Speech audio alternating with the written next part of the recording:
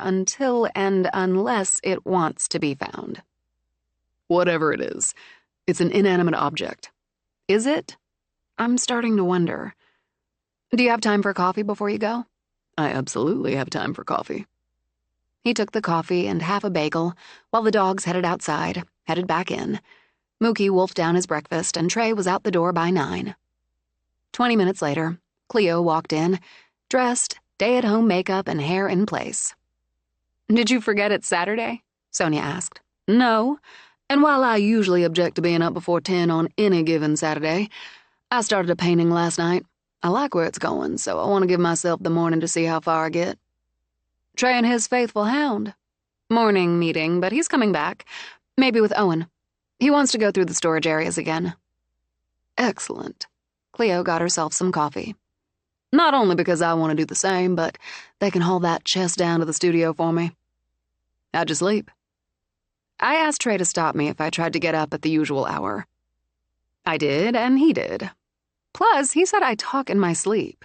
No, you don't. I'd have heard you. Well, I do now. And last night I told somebody I was coming and said Lissy. Lissy for Lisbeth? I think it must be. She's next in line. What did she die of? Eyes closed. Cleo held up a hand before Sonia could answer. Wait, I'll get it. Spider bites. She stopped, shuddered. Why do spiders have to have all those legs?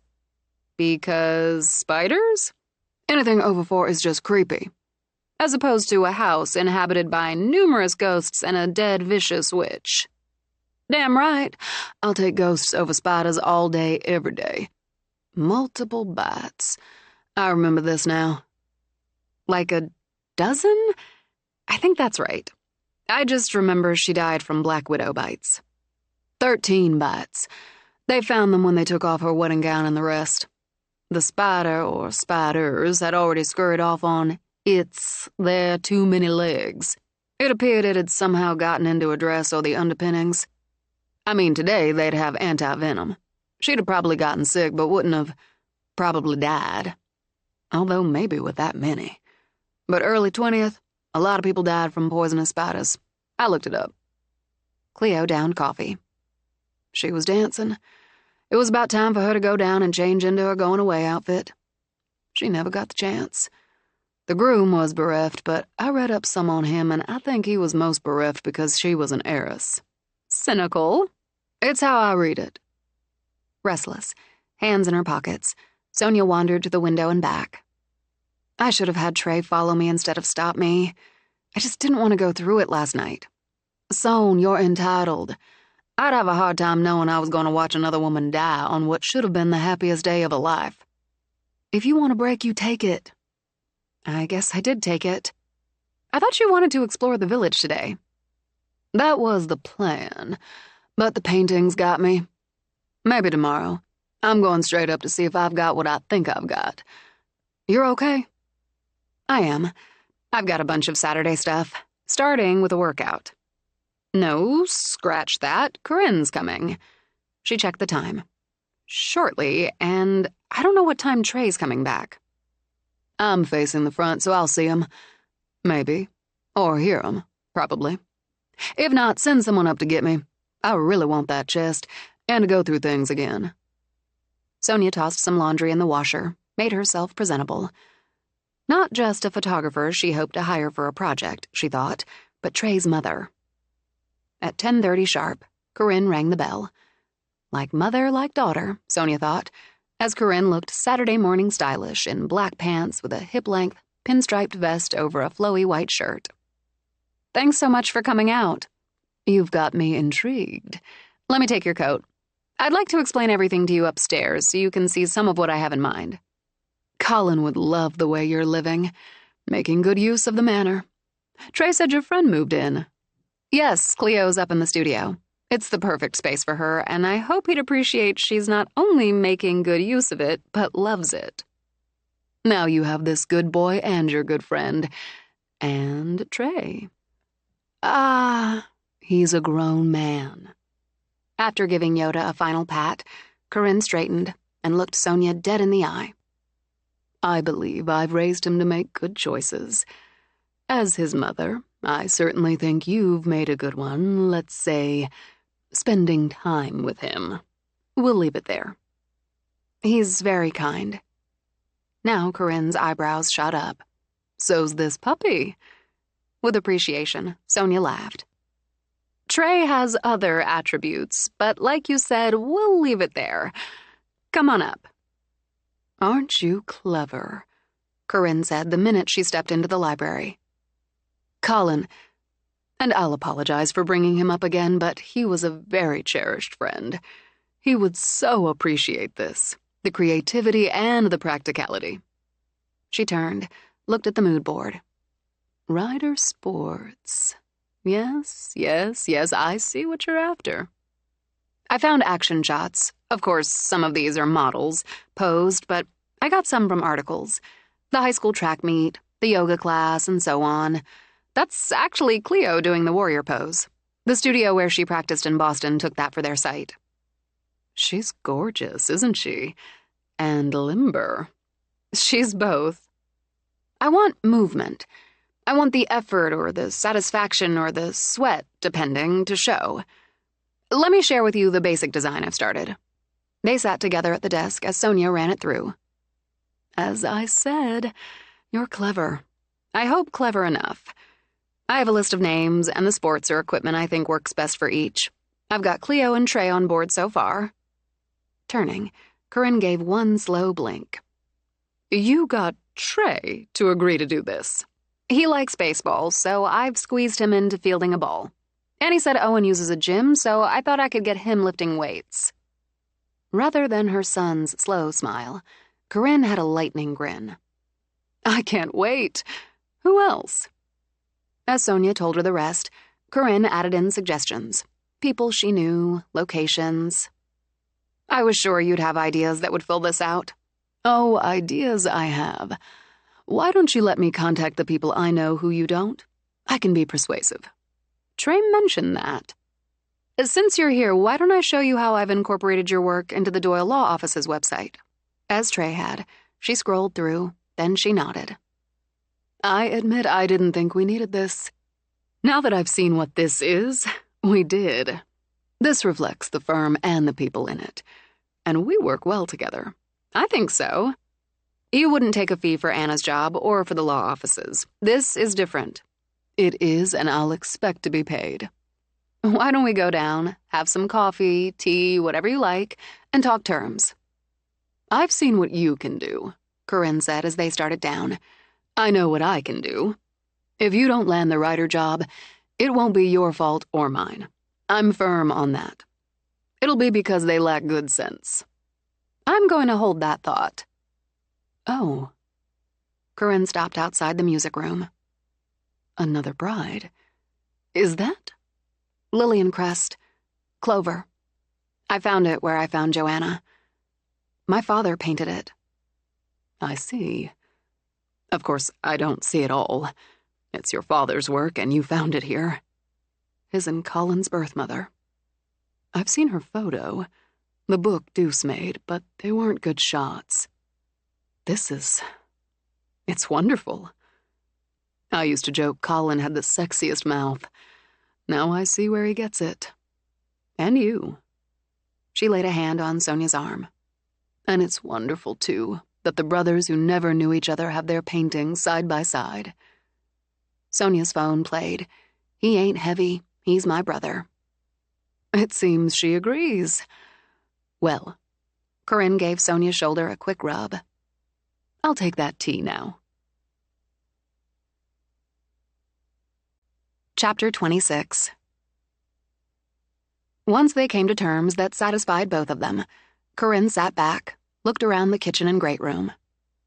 More little touches. The copper jar on the shelf, and that...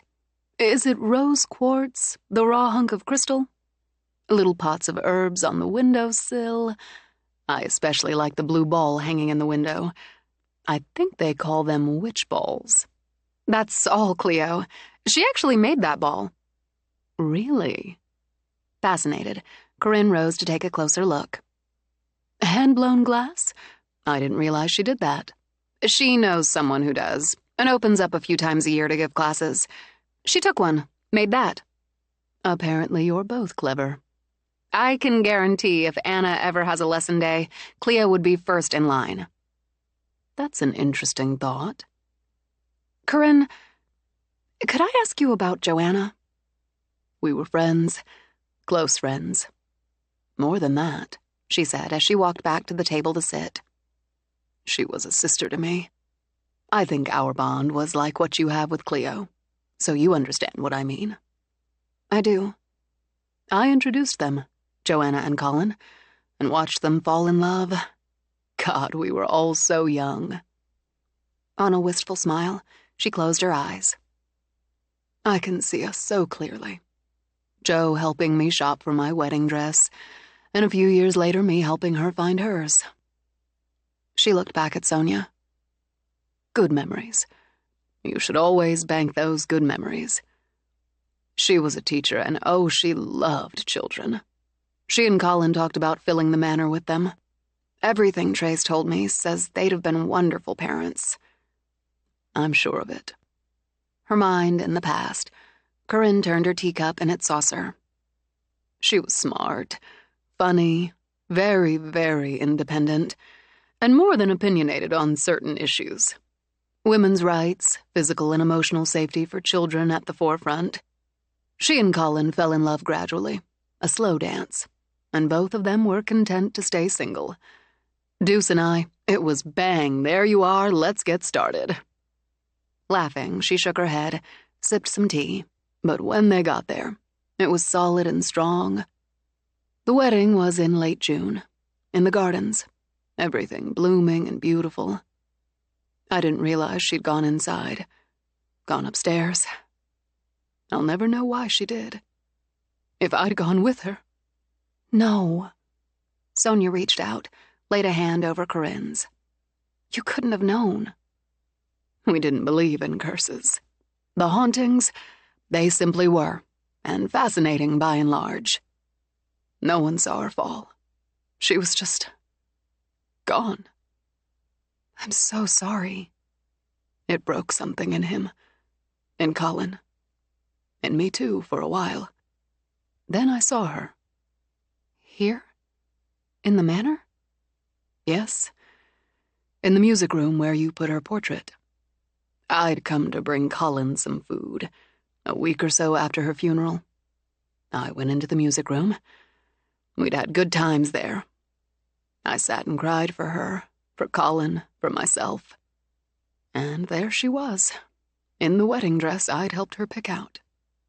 She said, "Don't cry anymore, Corey."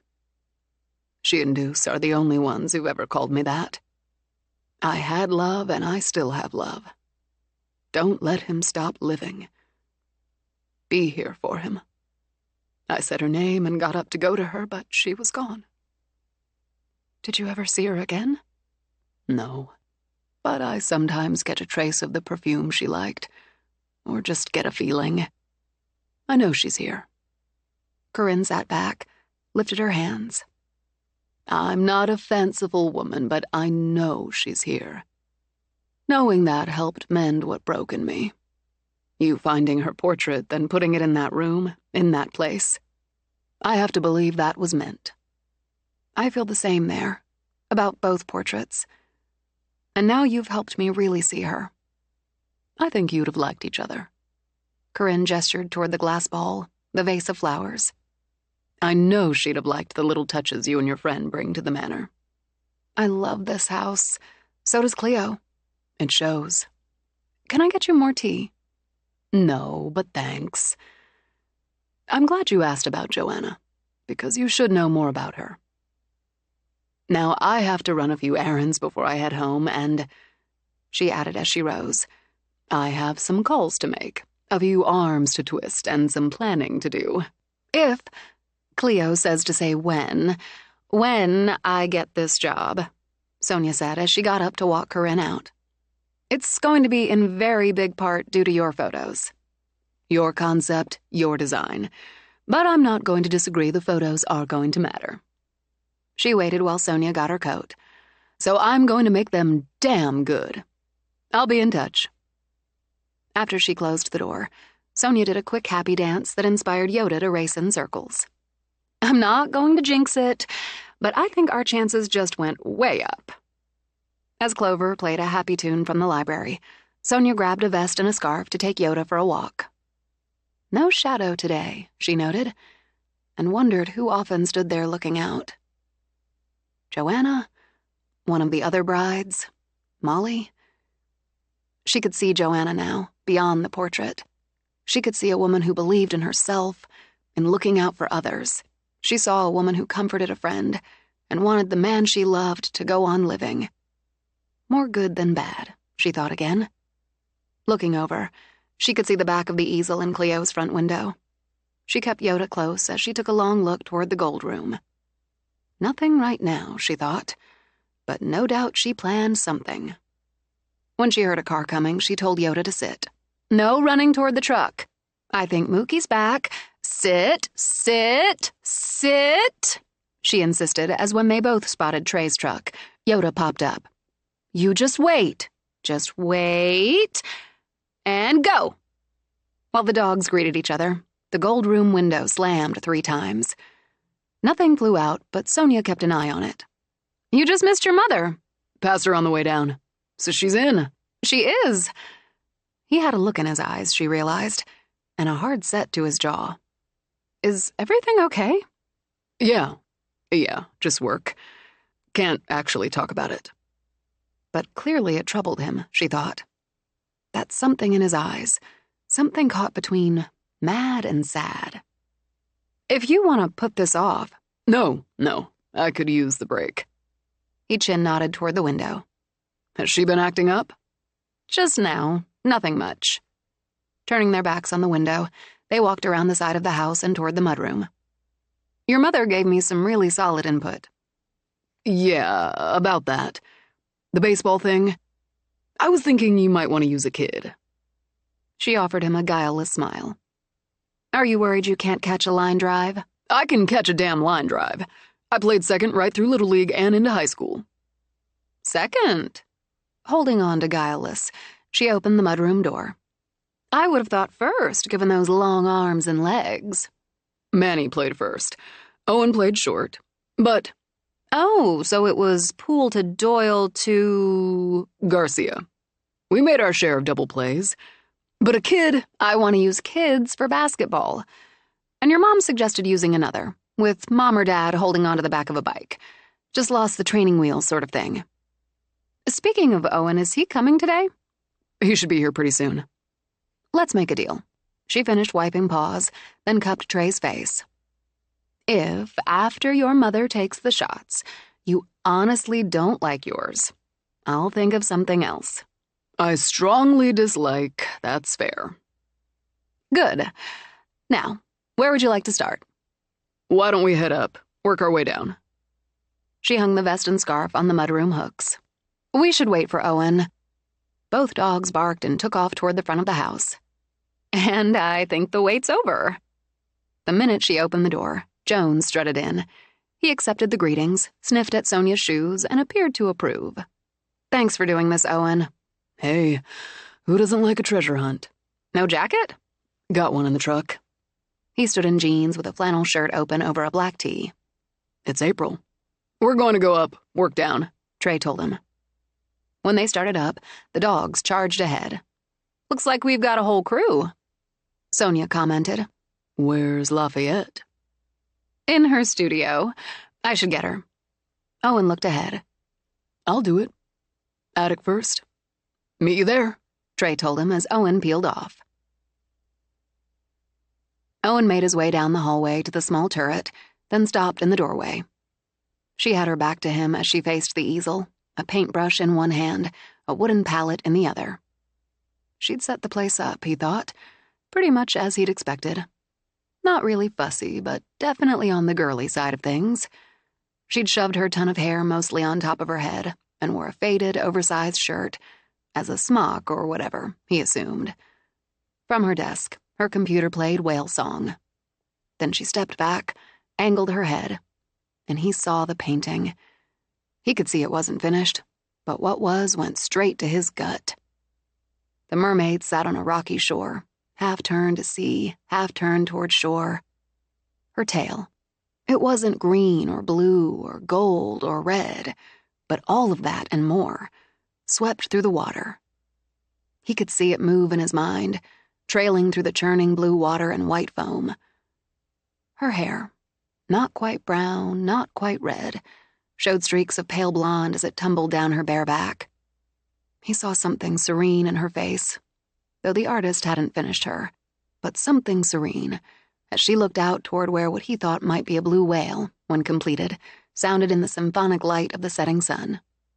He said, "Hey," and she whirled around, the brush now held like a dagger. "Jesus, you scared 10 years off me." "You looked more armed than scared. They're starting in the attic." But as he spoke, he walked closer to the painting. "I thought you did drawings and stuff. Kids' books, like that." "I do, and other things. I'm working on a book of mermaids, a coffee table book."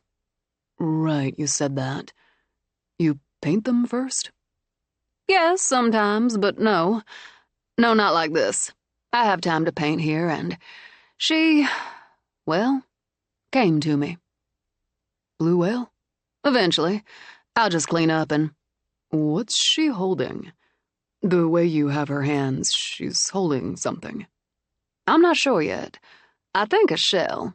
Maybe a jewel. Probably a shell." "How much?" "How much what?" "How much do you want for her?" "I haven't thought about it." Cleo shrugged as she cleaned brushes. "I'll buy her, so how much?" Startled, Cleo looked back at him. "Are you serious? She's not even finished." He shot her a look that wavered between impatience and amusement. "Have you ever sold a painting?" All of a sudden, she felt he crowded her space. "Yes, but—" "So how much?" To flick him back, she grabbed a number out of the air. 5,000. "Okay." "Okay?" "No, stop, I just made that up. That's gallery price and inflated some at that." "What's the difference? Gallery price?" "If you show and sell at a gallery, they take a chunk. About 60%. "So direct sales more like $2,000? Let's call it 2,500. When Cleo just stared at him, Owen stared back. "I want her. I've got a place for her. Make a deal, Queen of the Nile." Cleo looked back at the canvas. She knew the instant sorrow of the sale. She'd felt it before, and knew it would pass. "A deal? How much to build me a sunfish?" A different sort of interest flickered in his eyes. "You sail?" "I've never had my own, but I rented a sweet little sunfish a few times in the summer in Boston. I thought I'd do the same here, but I'd like my own." "You could buy a ready-made or used cheaper." "Then it wouldn't be a wooden boat built by Poole for me to sail in Poole's Bay, would it?" Considering, he looked back at the painting. In his mind, the mermaid was already his. "We can make a trade. I couldn't start on it for a few weeks." "You haven't asked me when I'll finish the painting." "Will you finish faster if I bug you about it?" "Absolutely not. In fact, I'd add time on just to spite you. I have a feeling you work the same way." She held out a hand. "When the painting's done, you can take her. When the boat's done, I'll take it." "Deal." He took her hand, shook. "It's a good trade." In the attic, Trey and Sonia removed any sheeting still in place. "Do you think they got lost?" She glanced over at Trey. Cleo was painting, so it might take her a couple minutes to pull out. "But maybe I should go check. It has been a while." "Let's give them another minute. It's quiet. The dogs are settled." "You mean you don't think we're going to find the mirror up here either?" "Still gotta look." When he reached the side wall, he tapped his way along it. "Maybe there's a space." "Like a hidden door? Like the servant's door?" I did the same thing in the music room. Willing to try again, she wound her way to the opposite side to tap. "You said you remember standing in front of it. Nothing else?" "Not about the where." I could see through it, through the glass. Movement, like shadows at first, then clearer. But the rest is blank and frustrating. Because I notice details. It's part of what I do. Does that sound hollow? No. I didn't think so either. She reached for another sheet. The dogs' heads came up in unison, and she heard footsteps, then Cleo's voice. We're moving right along here, Trey called out. Sorry. Cleo brushed her hair back as they stepped into the attic. We were making a deal. Apparently Owen's an art collector. Trey just frowned at him. Since when? I've got some art. Cleo wants a boat. You do? Surprised, Sonia bundled the sheet aside. I want a sweet little sunfish to sail Pools Bay on summer Sunday afternoons. The chest I want is over in that section, by the way. You can't miss it. It's Davy Jones's locker. Davy Jones! Laughing, she bent down to rub Jones. Now I get it. Yeah, well, sometimes you just have to be obvious. Why don't the two of you take that section? Trey pointed. If we spread out, we'll cover more ground. Cleo gave Trey a sorrowful look. So said every soon-to-be slashed-to-ribbons character in a horror movie. This ain't no movie. So saying, Owen headed left. Oh well, Cleo followed. They went inch by inch, foot by foot. Cleo got her chest, and Sonia found a pair of teak chairs she wanted for the widow's walk. They found mirrors, wall mirrors, hand mirrors, cheval glass, but they didn't find the mirror. In the ballroom section, Cleo started a pile of take-downstairs items. This is like the best antique shop ever. I mean, look at this little lamp. A nude goddess in bronze formed the base. The hard candy-pink shade dripped with crystals. It looks like it came out of a whorehouse, Owen commented. I know, I love it. She's gonna sit on a table in my sitting room. Unless you want to, Sonia. She's all yours. Antique shop, bordello, funhouse. I swear, every time I come up here, I see something I didn't see before. I should have taken all the sheets off first round. Eventually, I should move some of this to some of the third-floor bedrooms. They're not all furnished, and it seems wasteful to have so much stuck up here. Eventually, she added, because I don't see using any of those rooms in the near future. You're going to give up that whole wing because of one bitchy dead witch? Owen, you haven't been here when she gets going.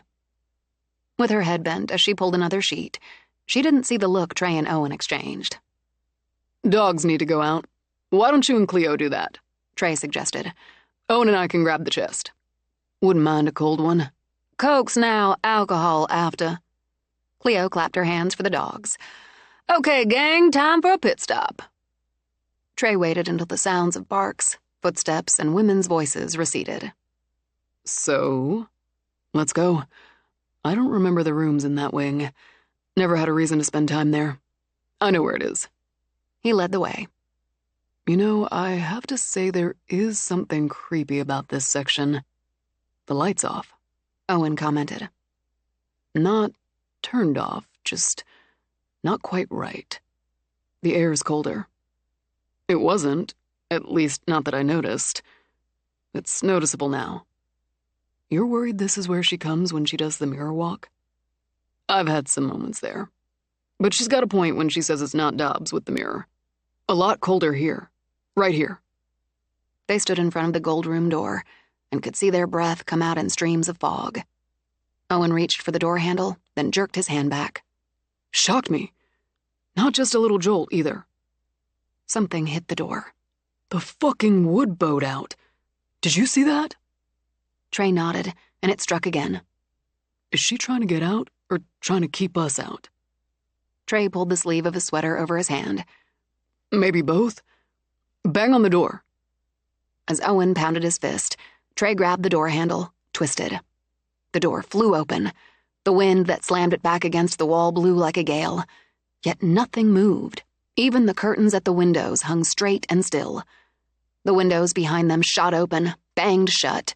In the hearth, a fire kindled and blazed without wood to feed it. Once again, the walls bled. I gotta say, Owen began.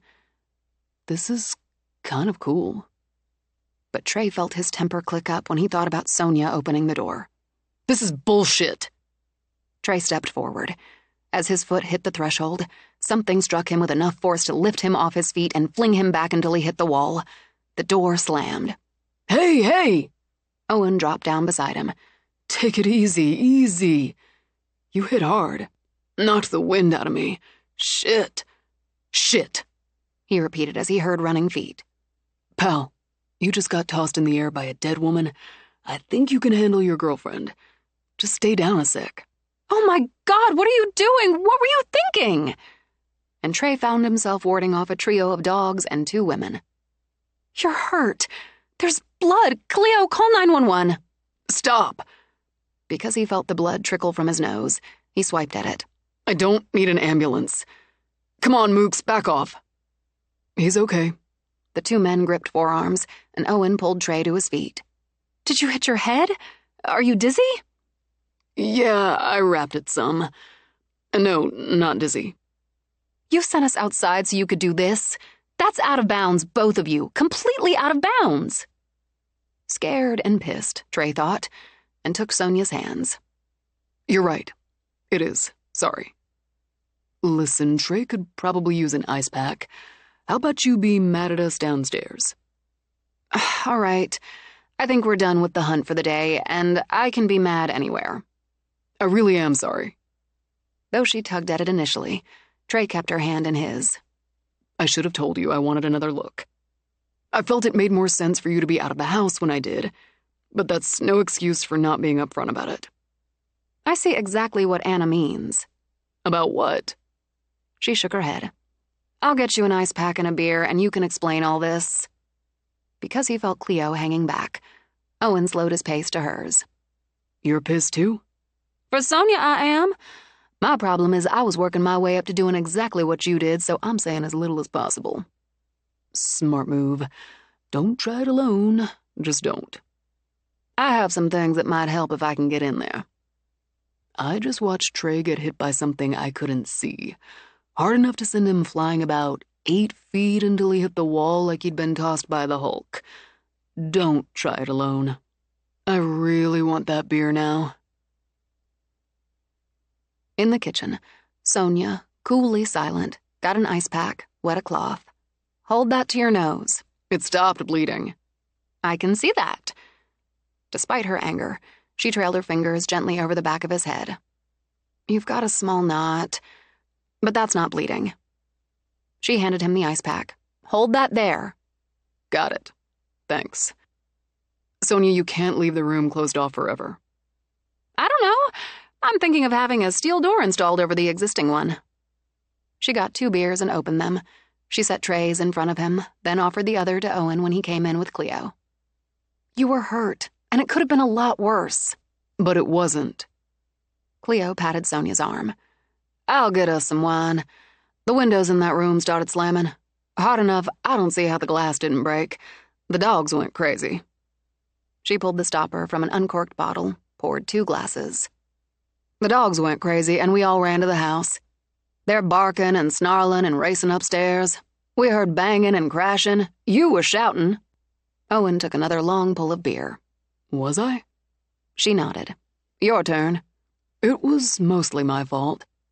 I've gotten everything about that room and Dobbs secondhand. So, let's have a look. Nice try. Commendable. Steadier now. Sonia sipped her wine. But Trey's a big boy, and obviously he can take his lumps. Just saying. So, the light's off in that wing. Got a dingy look to it. And the air's cold. Did you notice? No. At her look at Cleo, Sonia got a headshake. But we were a little distracted seeing Trey crumpled on the floor. I wouldn't say crumpled, he added. He picked up the story, careful not to leave out any details. Not fair to her, and he had to admit he hadn't been fair to her. A lot like before, then. The anger faded, leaving just a shade of resentment. A lot like, Trey said. But not altogether. This time I saw her. You saw her? Instantly, Cleo dropped down into the chair beside him. And you didn't lead with that? Just for a second. But I saw a woman. Black dress, black hair, and one who looked a lot more pissed off than either of you. He looked at Owen. You didn't? I was pretty busy watching you go airborne. and the door slammed shut. Sonia did some drawings of her. Like I said, I only caught a glimpse, while airborne. But I didn't have any trouble recognizing her, or recognizing that most of what we saw in there was bullshit. So you said before you flew, Owen reminded him. The curtains weren't moving. The room's full of wind, but the curtains don't move. Frowning, Owen sat. You're right. You're right about that. Illusions, trickery.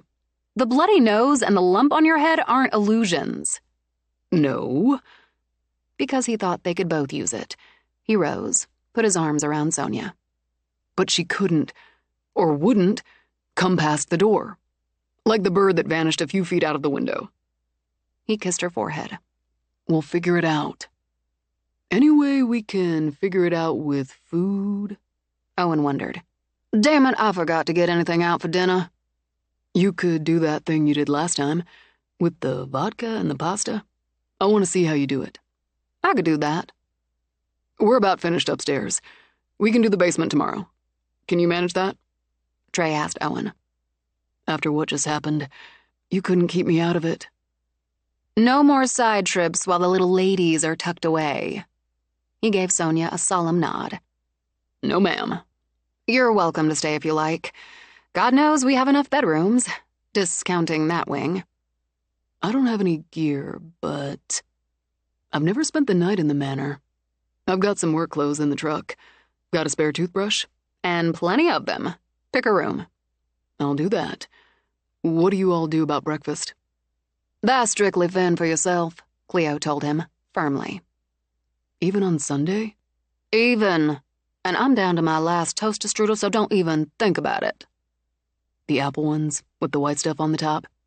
Don't even think about it. With a shrug, he opened the refrigerator, checked some cabinets. I'll make breakfast. While we're taking a moment, Trey says you work out, lift weights and such. He gave Sonia a shrug. Sure. Yeah, you've got that gym downstairs. Can I use that? Help yourself. And that brings me to a project I'm working on. A possible job for Rider Sports. Okay. I need photos, which Trey's mother is going to provide. She's good at it. She is. I want one of you. Maybe doing the classic biceps curl. Me? Why? To help the cause, Cleo reached over, tested his biceps. Ooh, she batted her lashes. That's why I stood. When he laughed, Sonia went in for the kill. It's a big job, and I've got one shot at it. I want to show ordinary people, not professional models using Rider equipment in their daily lives. You do biceps curls, so that's you. Cleo's going to represent yoga, Trey's baseball. He laughed again. She got you? First the lawyer shot, now this. He hates having his picture taken. Hate's a strong word, Trey said. But, lashes batting again, Cleo ran a hand down Trey's cheek. So handsome. Yeah, she's got you. Me? I'm fine with it. Come on, Jones. Let's go pick out our bunk for the night. Don't start that vodka thing without me, he told Cleo. I want to watch. An interesting man, your friend. Trey sent Cleo his slow smile. He's many-layered, like Shrek. Chapter 27.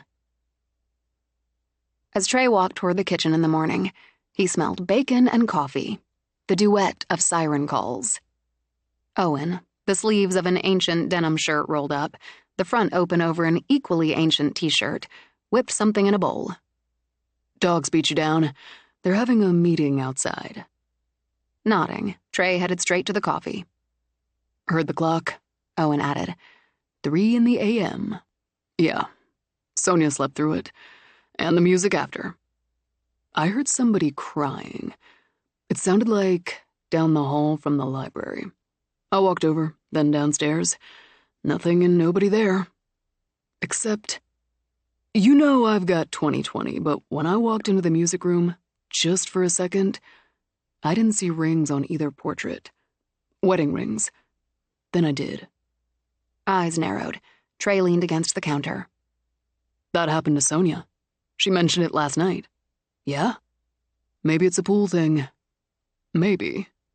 And maybe it means she's not the only one who can find the rings. Wherever the hell they are. Or, maybe again, take a walk through that magic mirror. Wherever the hell that is. Have you talked to any of the cousins about this? They're not interested. Colin didn't leave them the manor for good reason. They'd have sold it in a heartbeat. But not you. No. I don't know what the hell I'd do with it. And there's another reason he left it to Sonia. But it's been in the family for more than 2 centuries.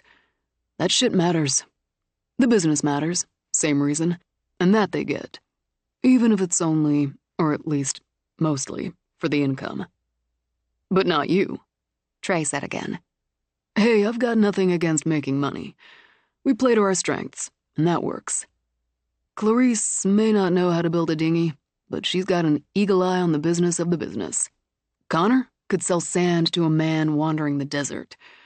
Mike could build if he wanted, but he's best at design.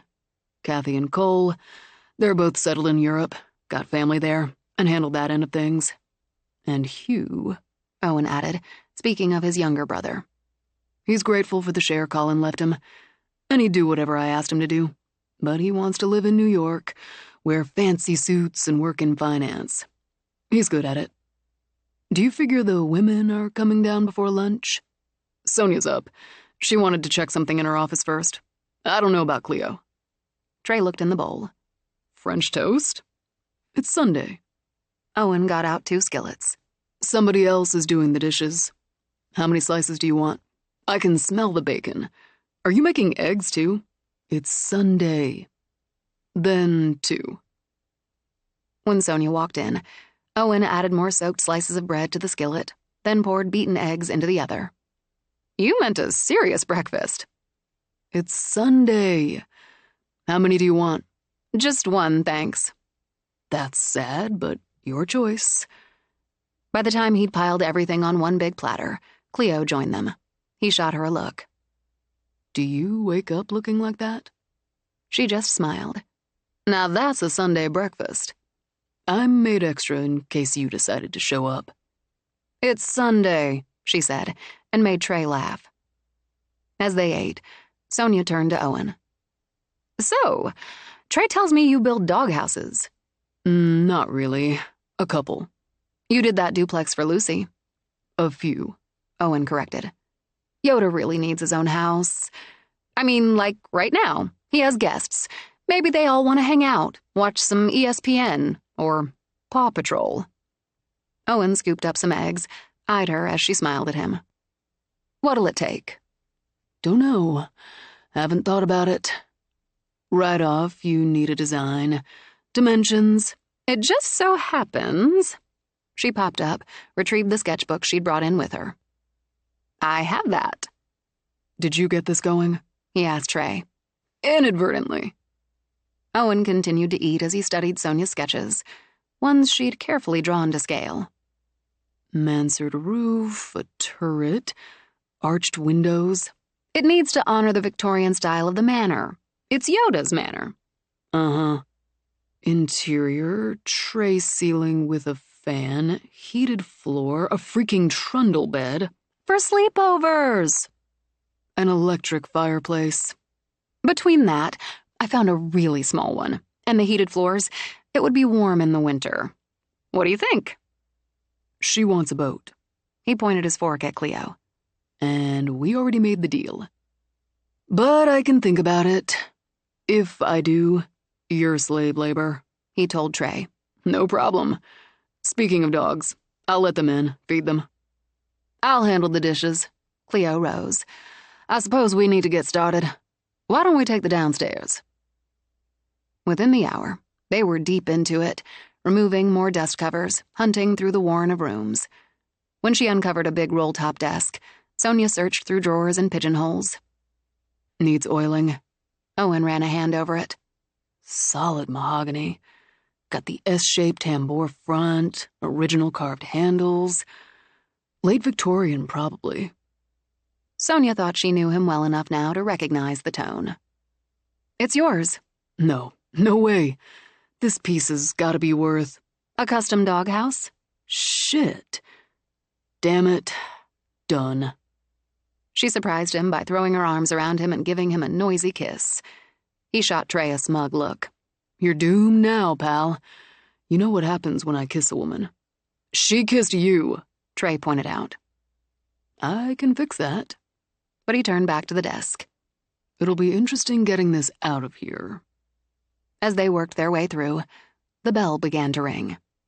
There she goes, Sonia muttered. Trey walked over, put his hand on the bell, stilled it. Under his hand, it began to vibrate. You're just pissing her off. But Cleo crossed over, put a hand over his. Insistent. And cold, right? Yeah, getting colder. He removed his hand and the bell swung wildly. We could take it off the board. I thought of that. Joining them, Sonia shook her head. But it's kind of an early warning system. Plus, ignoring it's like flipping her off. Any of the others do that? Owen asked. Not that I've noticed. Cleo, look at this desk. The slant top. That's mahogany too, isn't it? You should take this. I already have a desk. For work, for art. You should set up an office.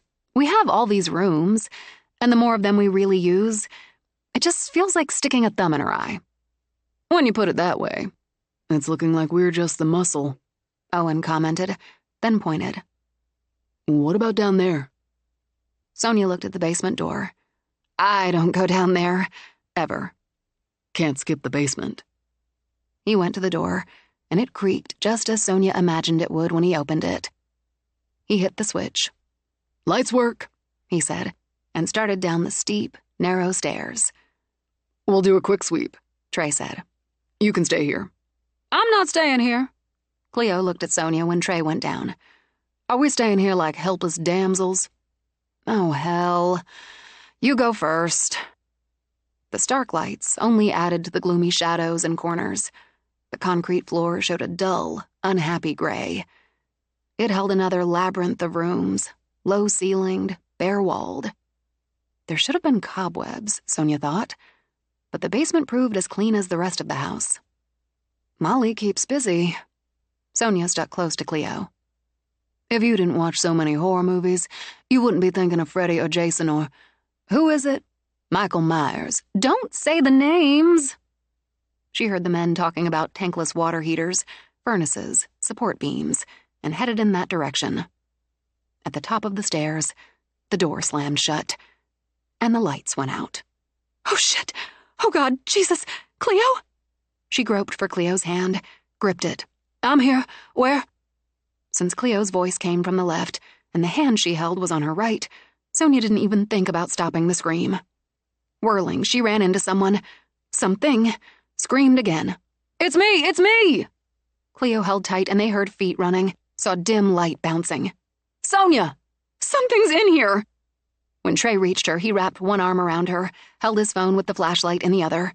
Beyond the door, the dogs barked like maniacs. Are you hurt? No, but... Got your phone? Yes, sorry, yes. The door, the lights. She fumbled at her phone as Owen moved past her and toward the steps. Locked from the other side. There were tools in the back. Why don't you get those? We'll take it off the hinges. We're fine, Trey told Cleo. Just give me a minute. Wait. Cleo held up a hand as the lights flickered. Try the door again. I just did. Again, she snapped. Look at the lights. She's either finished or she can't keep it up. Try it. When the knob turned in his hand, he glanced back at her. You're right. The lights came on full as he opened the door. The dogs jumped, wagged, shivered. Since she didn't consider pride an issue, Sonia took the stairs 2 at a time. I'm sorry, I panicked, but she can have the gold room and the basement. When the lights went out, I took someone's hand and it wasn't Cleo's because she was on the other side of me. I'm going up, she added. It wasn't Cleo's or either of yours. I took someone's hand. I held it. Hers still shook when she reached the kitchen and got a glass of water. I panicked. Who wouldn't? Owen said. What did it feel like? A hand, Trey. I mean, a man's hand, a woman's. Oh, She gulped more water, tried to think. I honestly thought it was Cleo's, but I was expecting Cleo's. Closing her eyes, she took herself back to the moment. A woman's, or girl's. God, it was probably hers. Hester Dobbs. I don't think so. Cleo stroked a hand down Sonia's hair. You didn't say cold. The hand. I didn't notice. You would have. I'm sure of it. The bell? Trey, it got icy. True enough. You said you reached for my hand and took a hand. It got cold when the door slammed and the lights went out, but not like the bell. I think it was one of the others, and she let you take her hand to reassure you. Didn't work that way. I screamed. Again? Owen said. Who wouldn't? She sent him a wan smile. Thanks for that. Just fact. Let's try it again, he said to Trey. Oh, do you have to? Just give us a minute. Trey bent down, kissed the top of Sonia's head. I'm not going back down there, Cleo. Why should you? Let them check it out. They'll feel better, and I don't think she can play that trick again so soon anyway. Sonia's phone played the Eagles' Take It Easy. Trying to. It might have been Clover, or even Molly. Cleo wondered as she spoke. But someone who cared enough to let you take her hand. An opposing force. I know it scared you. It would have scared the hell right out of me, too. But I don't think that was the intent. You're right. You're right. When I brushed up against Dobbs, I got an ice burn. This wasn't like that. At all. But I'm not going back down there. When the men returned, Trey sat beside her, took her hands. Nothing down there now that shouldn't be. Good. I'm putting it on my never go there again list. Why don't we do this? We'll see what it takes to get those desks up here, and anything else you want. Then we'll call it. We'll go out, grab some dinner. Why don't we do just that? Everything settled back to normal. Even Clover backed off her musical interludes as if she understood Sonia wanted the quiet. She worked through Monday morning without interruption until Cleo came to the doorway. Sorry, but I wanted to tell you I'm going to the store. Unless you want me to wait until you can go with me. No, that's silly. Go ahead. I'm fine here. I won't be too long. Rock hard's tonight. How could I forget? I checked with Bree. She said sexy clubwear. Is there any other kind? See you later. I'll walk out with you. It's time for Yoda to have a round. The quiet and normal held. For the walk, back at work. This, she thought, was what she wanted. The big, beautiful house around her, the restless sea outside, the dog napping by the fire, and her work. She tried not to worry that if she didn't get the writer job, she'd have an empty schedule very soon. Something would come, she told herself. Do good work, and something would come. When Yoda barked and ran down to greet Cleo, Sonia realized she'd worked another 3 hours. So much for Cleo's won't be long. She shut down and found Cleo in the kitchen, putting away groceries. I love Pools Bay. I figured you'd text if you needed me. So once I got there, I just had to poke around. The little shops, all so cute. Sonia glanced at the shopping bags. You had some fun. I did. And when Gigi of Gigi's, that fun little store with clothes and soaps and lotions made locally, found out I was your friend, she said she'd been thinking about contacting you. She's seen Anna's website. Really? Naturally, I told her you were the GOAT, and that with all her lovely things, you'd build her something fantastic. I'd expect a call from Gigi this week. I would love to get a call from Gigi. Gigi's daughter once dated your cousin. Owen? No, one of the other ones. Cole. He lives in London, I think. And Gigi's daughter lives in Bangor with her husband and 2 daughters, and a St. Bernard named Millie. You always get the dish. Yes, I do. Anyway, I had a great time. Unless something irresistible comes my way, I may take a few weeks off this summer. Paint and sail and sail and paint and just wander. She tucked the cloth market bags away. How about a salad with grilled chicken before we get our sexy clubwear on? Sounds perfect. It didn't surprise Sonia when she went up to change to find the red dress once again laid out on the bed. You know what? Tonight I can make that work. Unless... She walked to the hall, called out, Cleo, are you wearing red? No, the black dress with the silver. Oh, that's a good one. Okay. Now Cleo stepped out. You're wearing that killer red? This is like the third or fourth time Molly's laid it out for me. She picked the black one for me, so let's make her happy. Maybe not normal in most parts of the world, Sonia decided, but normal enough for the manor. For the first time since she'd moved in, she pulled out her curling iron. She was going for it. It took her a full hour, but when she stood in front of the mirror, she thought, yes, worth every minute. She walked down the hall in heels she hadn't worn in months and into Cleo's room. Her friend had let her hair go wild and paired the black dress with silver heels that picked up the thin, raised, glittery stripes in the dress. Cleo turned, and her lips, painted vivid red, curved. We are so hot it burns. Let's go down. Trey's dropping Mookie off, then picking us up, then dropping Yoda off, then picking Owen up. It's a lot. What about Jones? Jones has Wi-Fi in his doghouse. Right. Forgot. Yoda announced Trey before he rang the bell. When they answered, he gave them a very slow, very satisfying blink. Well, wow. I got nothing but wow. We'll take it. Cleo stepped out. Really big wow. Sonia shut the door behind her. In the village, Yoda reunited with Mookie, and minutes later, Trey pulled up in front of a Cape Cod near the bay with an enormous garage. One toot of the horn had Owen walking out. Nice house, Cleo said. Needs work, but it's coming along. A family of 4 could live in the garage. It's not a garage, it's a shop. You look good, he said. Both of you. Manny let me know Bree let him know we were coming. He got us a table, old time's sake. No one brought up ghosts or ringing bells, so the drive to Algonquin continued the normal tone of the day. Maybe it was just a lull, Sonia thought, but like Cleo with the wow, she'd take it. When they walked into the club, she realized she'd missed this.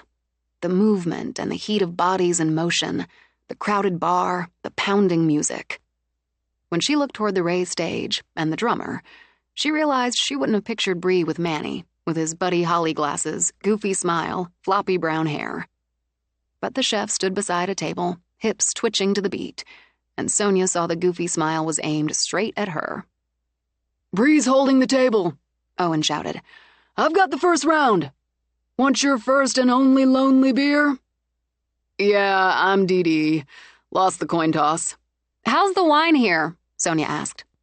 I wouldn't know. I'll go with him. Got you covered. Cleo moved off with Owen as Trey led Sonia to the table. Woo, you made it! They're killing it tonight. The chef wore skin-tight leather pants and a sleeveless top that showed off some midriff and a pierced navel. She had a tattoo of a dragonfly skimming up from her elbow to shoulder. Looking hot, Sonia.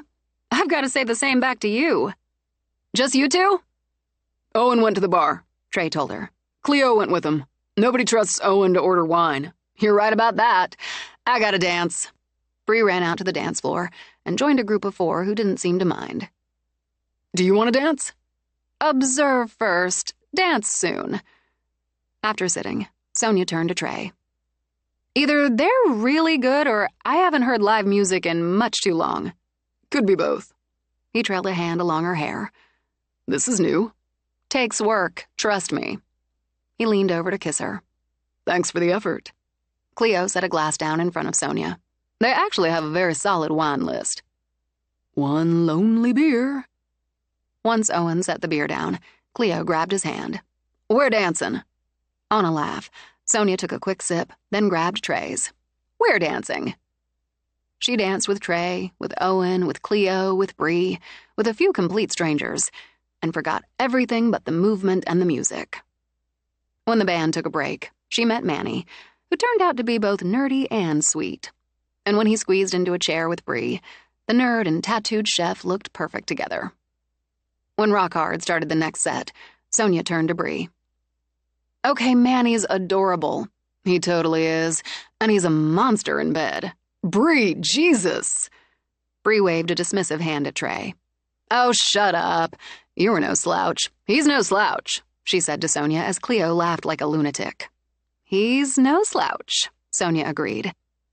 To cut off the topic, Trey grabbed Sonia's hand. "We're dancing." After midnight, Trey pulled back up at the manor. Mookie and Yoda curled together on the back seat of the truck with Cleo. "That was a night. I could become a rock-hard groupie. You coming in, Trey?" He glanced back at Cleo, then looked at Sonia. "I've got an 8 o'clock. But you go home." Before Sonia could lean over to kiss him, Cleo touched her fingers to her lips, then his cheek. "Yoda and I will say goodnight and thank you. Loved every minute." "Night, Cleo." "I loved every minute, too." Now Sonia leaned over to kiss him. "I like your friends. I like yours. That's a nice bonus, isn't it? Go home. Get some sleep." "You're sure you're okay for the night?" "We're all good. We've got a nice lull going." But she kissed him again, lingered over it. "Don't get out. Sleep's not really that important." Laughing, she nudged him away. "Go get some," she said, and opened the door. "You too, Mookie." He waited while she walked to the door, let herself in. Cleo walked back down the hall. "All the cabinet doors open in the kitchen and butler's pantry, and this time the door's on the buffet and server in the dining room, too. I think someone was unhappy we took the dog for so long." "Someone," Cleo added, "Yoda greeted by running in circles, then actually dancing a little on his hind legs. I think all is forgiven." "Good, because I danced my ass off and I want bed." "I'm there with you, in my own bed." "That was so much fun," Cleo added as they walked upstairs, arms linked. "I almost forgot what it was like to just let go and dance my ass off." She stopped outside Cleo's door. "You're the best friend anyone could ask for." "Who'd you know better than you?" "I mean it." "You really didn't like Brandon at all." She drew back, met Cleo's eyes. "I can tell, because you really do like Trey." "I really do like Trey." "Me too. Good night, Cleo." In her room, she managed to clean off the makeup, slap on some moisturizer. She stuffed the red dress in her dry cleaning bag, then pulled on pajama pants and a t-shirt. Yoda already snored lightly in his bed. She got into her own. "Please, everybody, just one more night. Just a full 24 hours of quiet. I just want to sleep. If there's more, save it for tomorrow." And closing her eyes, she dropped straight into sleep and stayed there. Whatever passed through the room, whatever wandered the halls, did so quietly. After so many years, one night wasn't long to wait. Chapter 28. She knew the lull couldn't last, but it stretched through the next day and into the following. She worked while a spring snow shower whisked tiny flakes outside that melted the moment they hit the ground. And mid-morning, she accepted an offer to design another book cover. That called for a celebrational Coke and a bowl of pretzels. While she ran final tests on the Doyle project, she thought about her years with By Design. At this point in a project, she'd have other eyes on the work, and now she only had her own. There would have been co-workers or bosses to bounce around ideas with or discuss solutions to problems. Now again, she had only herself. She supposed a part of her would always miss the office camaraderie, but the trade-off? Trusting herself, her eyes, her instincts. It balanced it all out. "I'm sending this to the 3 Olivers, Yoda. Then we'll take a walk before I come back and do a round on the florist." She composed the email, attached the files, and sent it off, and sat back. Amazing what you can get done without distractions, from coworkers to ghosts. She started to turn off her music. She'd given the tunes over to Clover, rising as she did. Yoda wasn't napping by the fire, or curled under her desk. With the music off, she heard the sound of the ball bouncing downstairs, and Yoda's scrambling race over the wood floors. She slipped quietly out of the room and began to creep down the stairs. Yoda ran after the ball, snagged it at the front door. He raced in 2 circles before he trotted back down the hall. She heard it. Faint but clear. Laughter. A young boy's laughter. The ball came bouncing back her way as she neared the bottom of the stairs, and a tread creaked under her feet. With a silent curse, she dashed down the rest and caught a glimpse of a figure. A boy. Yes, a boy who sprinted away, fleet of feet down another hallway. Ball clutched in his jaws, eyes alive with the game. Yoda chased after. Sonia did the same. "Wait! Please! I'm not going to hurt you! How the hell would I hurt you?" She followed the sound of the dog, running past sitting rooms, toward the solarium, beyond that to the morning room. When she neared the formal dining room, she heard the cabinet doors slamming and slowed. "Okay, all right." More than a little breathless, she stepped into the kitchen where Yoda sat, head angled, the ball at his feet. "There's no need to be mad." Briskly, voice even, she went around closing cabinet doors. "I'm glad you're playing with him. He's a really nice dog, isn't he?" Talking to a ghost, she thought. But since she talked to Clover routinely now, it didn't seem all that strange. "Sometimes I get caught up in work and forget he needs some playtime. I know he has fun with you. Honestly, I just wanted to say thanks."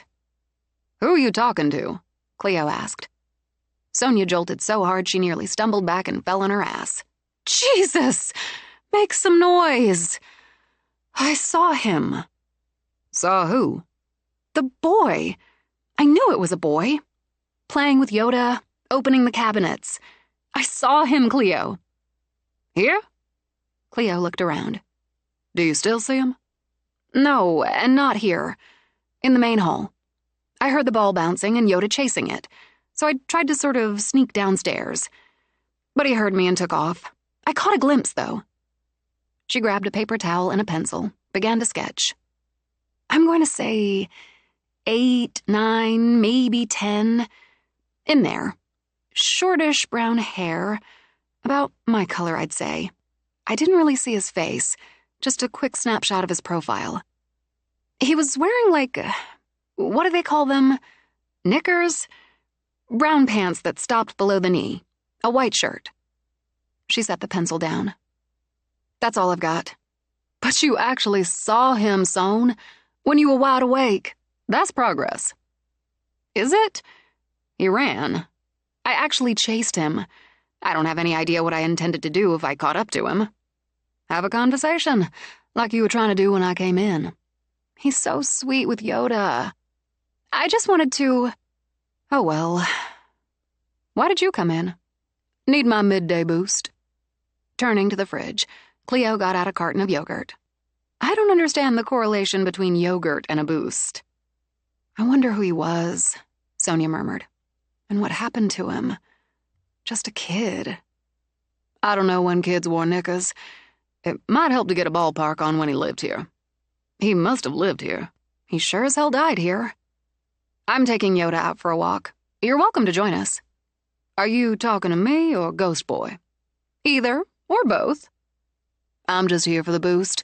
Then it's back to the drawing board. Literally. See you at dinner." Sonia didn't know if the boy joined them, but he didn't make himself known. The walk convinced her, despite the snow shower. April meant business. Those brave bulbs poked up higher. The sun spread just a bit warmer. The days, she thought, were getting noticeably longer.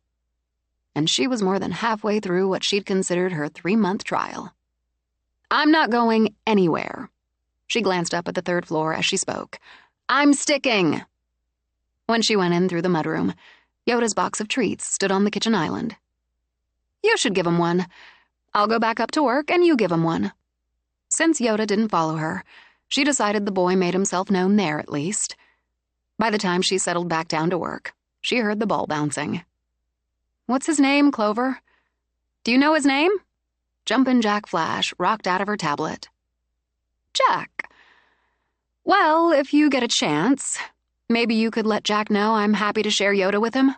And Cleo and I are happy to share the house." Not as if she had a choice, Sonia thought, but it made sense to keep the peace wherever possible. She worked until 5.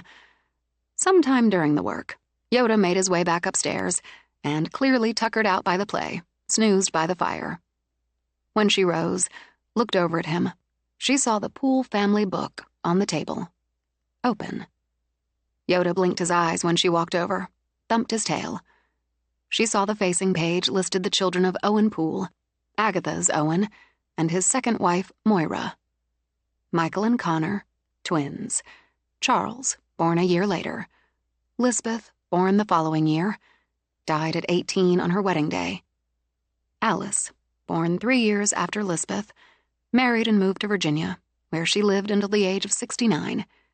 And John, Jack, born a year and a half after Alice, who died at the age of 9, scarlet fever. Poor kid, she thought. Yoda rushed out. The doorbell bonged. As she went down, she thought of the boy, suffering, maybe delirious, his desperate parents, his frightened siblings. For more than 100 years, he'd lived this. Could it be called a half-life? And now he played with her dog. She opened the door to another dog, and Trey. "There's Mookie. You've got a friend, Yoda. And you've got a key," she said to Trey. "For emergencies, not drop-bys." Nothing, she thought. Just nothing like Brandon. And wrapping her arms around him, held hard. "Is everything okay?" "Yeah, just feeling down, I guess. I read about Jack Poole, the boy who plays with Yoda and opens the cabinets. I saw him this afternoon." "Saw him?" Trey drew her back to look into her eyes. "What you'd call a fleeting glimpse. Come on, you can have a beer while I tell you." Cleo, already in the kitchen, smiled at Trey. "Excellent. Another victim. I'm doing this pork thing and trying my hand at scalloped potatoes. Is it glass of wine time, son?" "It could be. Did you bring the Poole book into the library today?" "No." "Somebody did. His name's Jack. He died of scarlet fever. 9 years old." "Oh." Cleo's eyes went damp. "Poor little guy." I need to backtrack for Trey. Once she had, Trey picked up the history. "I'm nearly sure it was Michael Poole who married Patricia, your bio-great-grandmother. She's the one who refused to live here. Michael was the oldest twin. She basically closed the place up. And her son, Charlie, opened it up again, moving in with Clover and friends?" "That's the story I know," Trey agreed. "Charlie wanted the place. His parents didn't, so his father deeded it to him. In trust, if I'm remembering right, until he hit 18. He would have inherited it anyway, as Michael Poole's oldest son, and I think Michael Poole died before Charles hit 18. Or soon after that. It would be in the book." "So, Jack would be my great-great-uncle?" It's confusing. I've put off reading more of the history and lineage, and I shouldn't. I need to get back to it. She looked over at Cleo. "Anything I can do here?" "We're all going to hope I have this under control." "It looks like I timed a drop-by on the money. I wanted to let you know we all went over the files, and it's perfect." "You're good with it?" "More than. Sadie actually grunted twice, which is effusive praise." "I can have it up live first thing in the morning. This is awesome. Every time I think I miss the office vibe, I realize how much more I like my own vibe." The ball came bouncing into the kitchen. Both dogs gave mad chase. "Even with that, I like my own vibe. And I guess I should pick up another ball." After dinner, Sonia pointed at Cleo. "You had it under control." "I did. I'm sort of into it. How about I take the dogs out and you guys deal with cleanup?" "Fair trade," Trey agreed. "Then I'm thinking about movie time. I'll use the library if you're not interested. If you are, it seems like the right moment to break in the media room." "Oh." Her stomach nodded. Knee-jerk, Sonia thought. Time to move on from that. "You know, you're right. What's the point in having a media room if you never use it?" She turned to Trey. "Are you up for a movie?" "Can there be violence? Maybe nudity and harsh language?" "We're good with that." Sonia rose to clear the table. "Scratch sophisticated comedies, dramas, bittersweet romance. We're all about the action. I insist on strong, potentially kick-ass female lead. Now let's narrow that down. Classic or released in the last 2 years?" "I love the classics," Cleo said. "You know what I've never seen, commercial-free and on a screen bigger than my desktop monitor? The original Terminator." That clicks all the boxes. Sonia gave Trey a hip bump as they dealt with the dishes. You get a vote. I vote the next time we follow up with the sequel. Colin's got the full set of DVDs. Let's go, boys. Cleo grabbed a jacket from the mudroom, then stuck her head back in the kitchen. In her best Schwarzenegger, she said, I'll be back.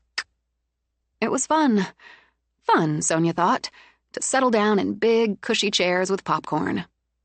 Yes, the bell rang, or more accurately banged, as they did just that. She liked to think ignoring it, as the ominous opening music filled the room, was a middle finger raised in Hester Dobbs's direction. About the time Kyle Reese told Sarah Connor to come with him if she wanted to live, the lights flicked on and off like a strobe. She doesn't like it that we're having a good time, Cleo observed. No, Sonia agreed. She really didn't. When the light stopped flashing, the banging started. It echoed through the room as the walls shook, and her heart beat hard in her throat. It's pissing her off, Trey murmured. He took Sonia's hand. Just the fact we're sitting here like this. Restless, the dogs huddled near the chairs. When the doors flew open, their hackles rose on a series of warning barks. They slammed shut again with a crack like a gunshot. Just give it a minute, Trey spoke quietly as Sonia started to rise. Let it play out. Framed posters fell off the walls. Beneath her feet, she felt the floorboards quake. The booming reached a pitch where she wanted to press her hands to her ears and scream for it to stop. Just stop. As she neared her own breaking point, it did. Just stop. She realized she gripped Trey's hand on one side, Cleo's on the other. Cleo's trembled in hers. Trey's was rock steady. And for whatever reason, both helped ground her. On screen, the heroes ran from the machine whose only purpose was to kill. Like her hand, Cleo's voice trembled. I guess that's all she had for tonight. Maybe, Sonia thought. Maybe. But like the Terminator, she'd be back. It made a point, though, she decided, that they finished the movie. And rehung the posters. They dealt with popcorn bowls, let the dogs out, all the normal, ordinary things people did in normal, ordinary lives. Cleo went up first. After they brought the dogs in for the night, she and Trey followed. You said you've watched movies down there before. Yeah. And no, nothing like that. I'm finding it hard to believe she didn't hassle Colin, at least off and on. But he never said much about it. I think it's me. She was done with Colin, wasn't she? If she managed to find a way to kill Joanna, get her ring, he didn't really matter. I'd be next in line. Or Owen. Any of the Poole cousins if he'd left the house to them. You're not a bride. No, and maybe that's why she doesn't like me being here. On the other hand, she said as they walked the long hallway, we know of at least 2 others. Molly and Jack. No, 3, with the cigar-smoking man. Non-brides and still here. There are probably more. A house this old? It's held a lot of life and death.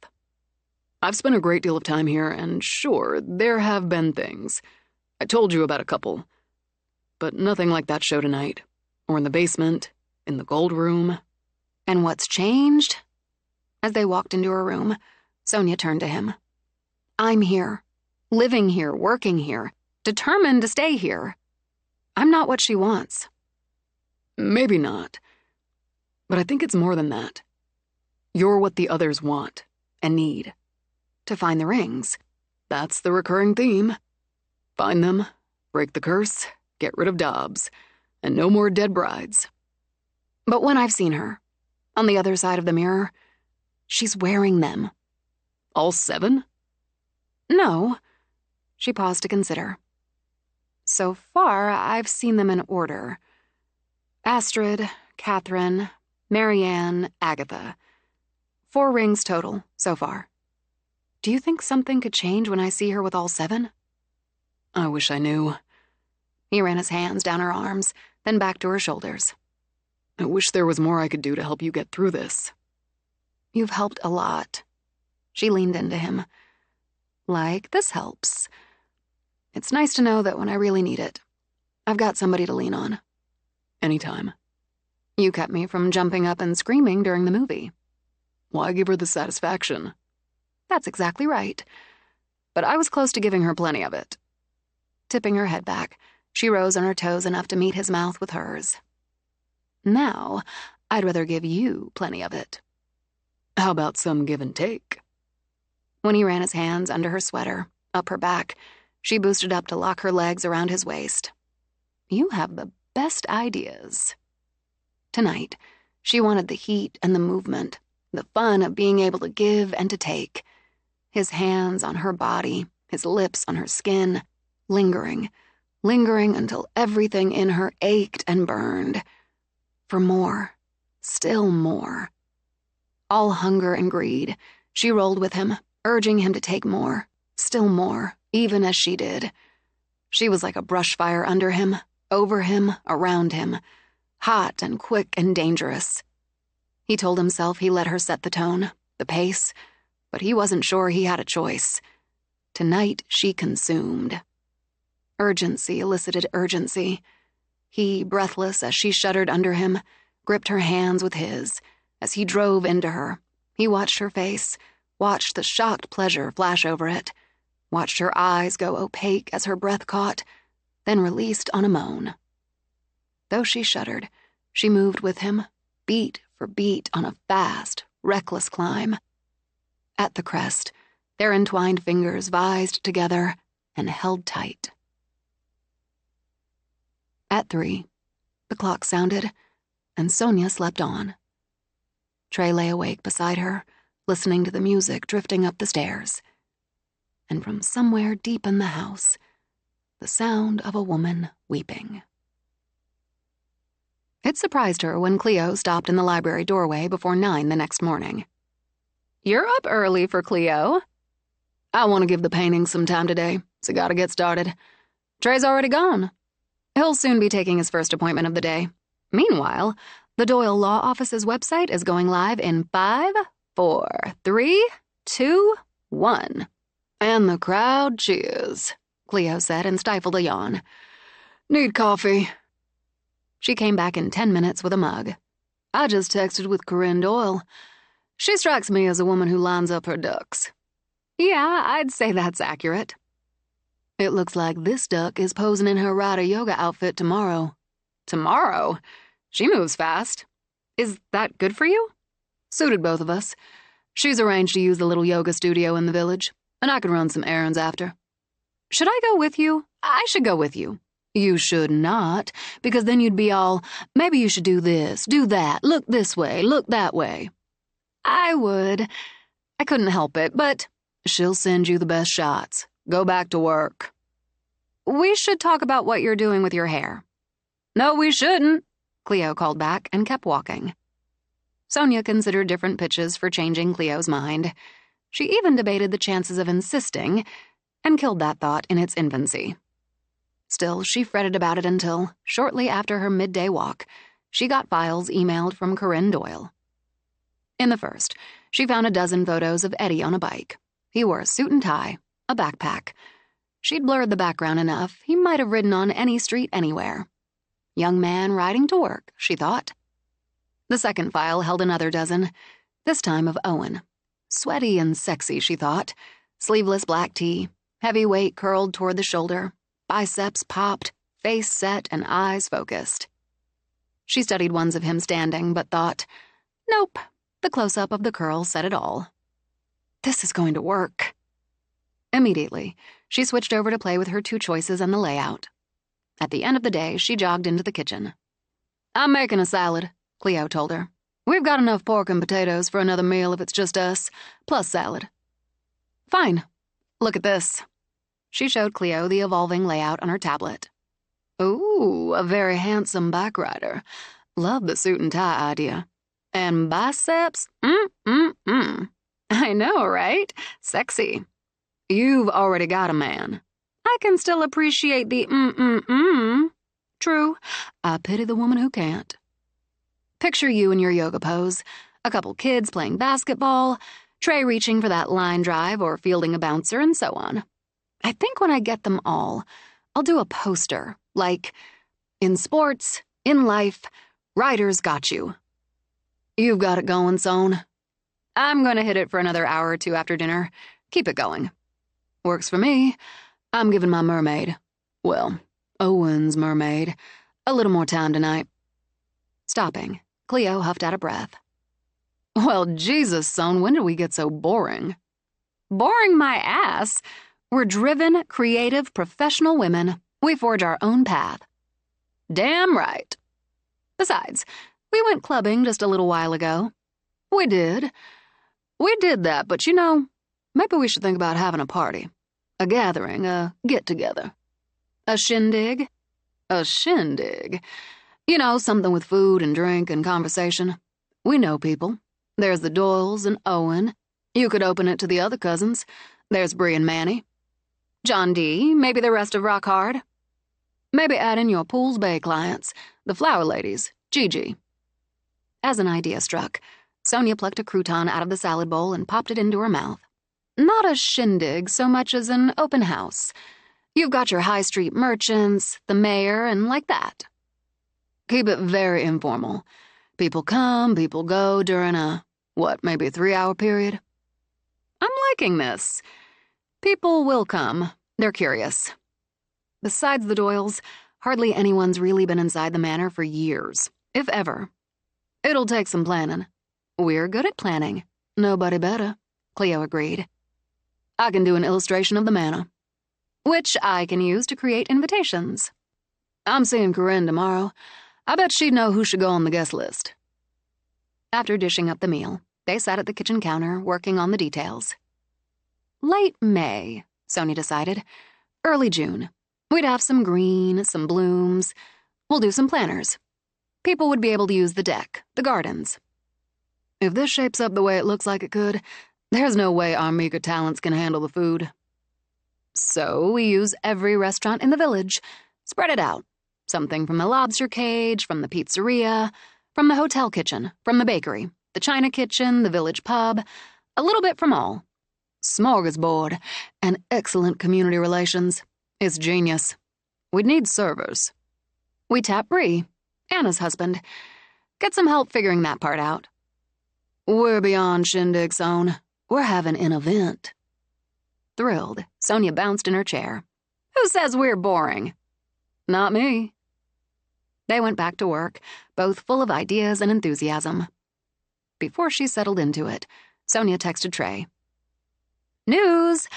Cleo and I are hosting an event, sometime late May, early June, an open house at the manor, to include invites to friends, relatives, local luminaries, politicos, merchants.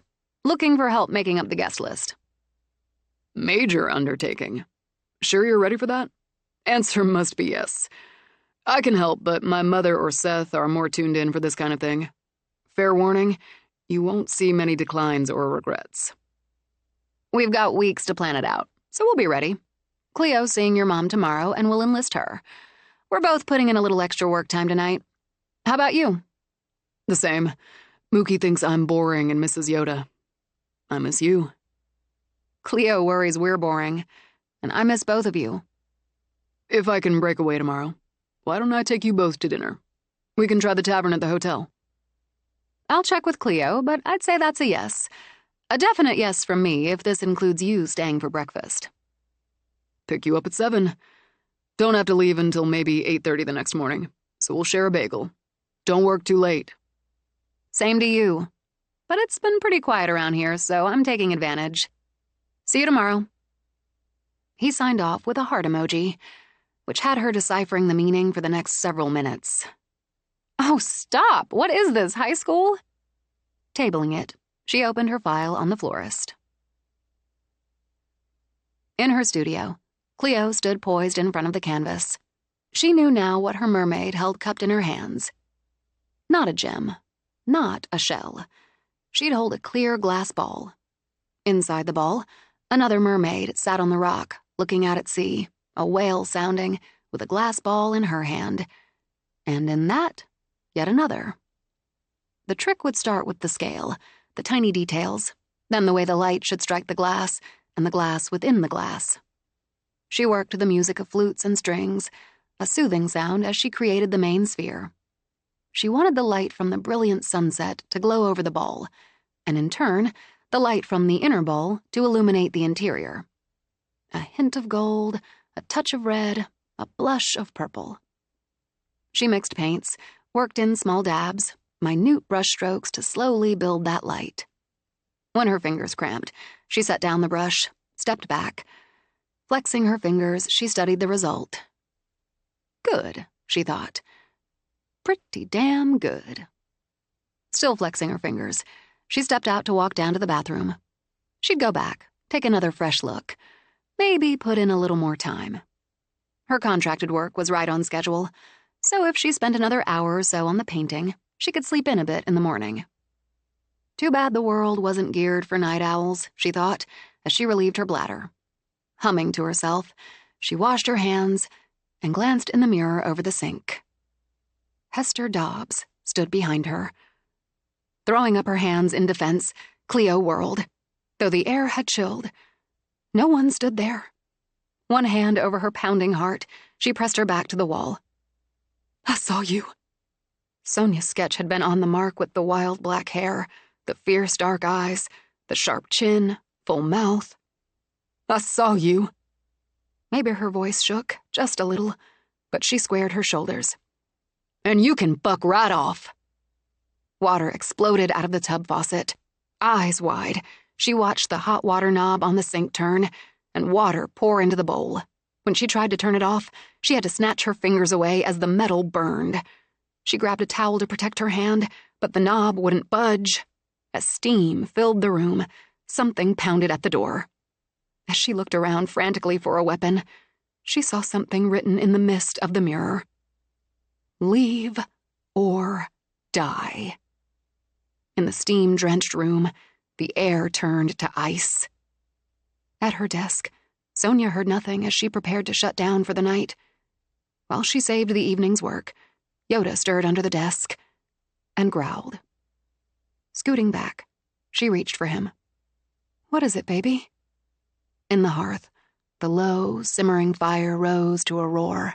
Upstairs, the wall screen erupted with the sound of a woman screaming. The library's pocket doors slammed shut. The lights went off.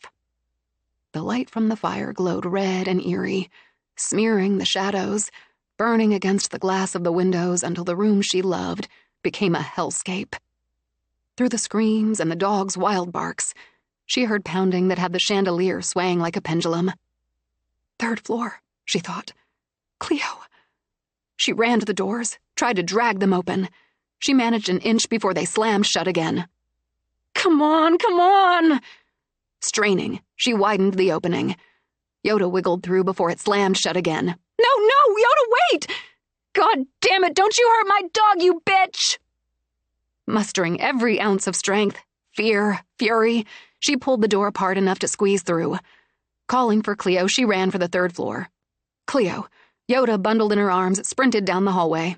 I couldn't get out! Shaking, Cleo huddled against Sonia as the dog lapped at both their faces. The bathroom. She was in there with me. I saw her. Dobbs? She was in there, then she wasn't, but she was. Then she turned all the hot water on and I couldn't open the door. And I panicked. I freaked. I completely lost my shit. Did she touch you? Did she hurt you? No. God, she left me a message on the mirror. Leave or die. Well, fuck you, Hester. Sorry, Son. Easing back, Cleo swiped at her eyes. I just fell apart. I always thought when and if I came face to face with anything like this, I'd handle it. I'm so pissed at myself. You did handle it. You have handled it right from the start. That's why she went at you so hard. You think? Maybe. Hell, she won this round, but that's it. She hit the library, too. Roared up the fire, blasted the TV, shut off the lights, and slammed the doors. Then I heard the pounding from up here.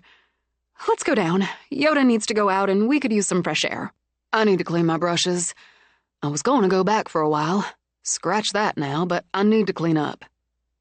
After expelling 3 long breaths, Cleo eased back. I'm not going to let her chase me out of my studio. No more wins for her. We'll do that, then take the dog out.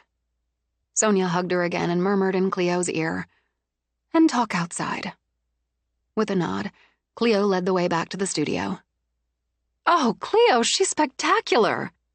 Got a ways to go yet, but she's so clearly glorious. Oh, the globe! I see what you're doing. That's magic. I hope so. And Owen better have a really good place for her, because she's going to deserve it. Once she'd set her studio to rights, they walked down to the bathroom. Like nothing happened. But it did. It did, Sonia agreed and gripped Cleo's hand. And we're still here. The house held quiet as they walked down. In the library, the fire simmered low. Sonia tugged her jacket closer when they walked out in the night air. I think she saved it up.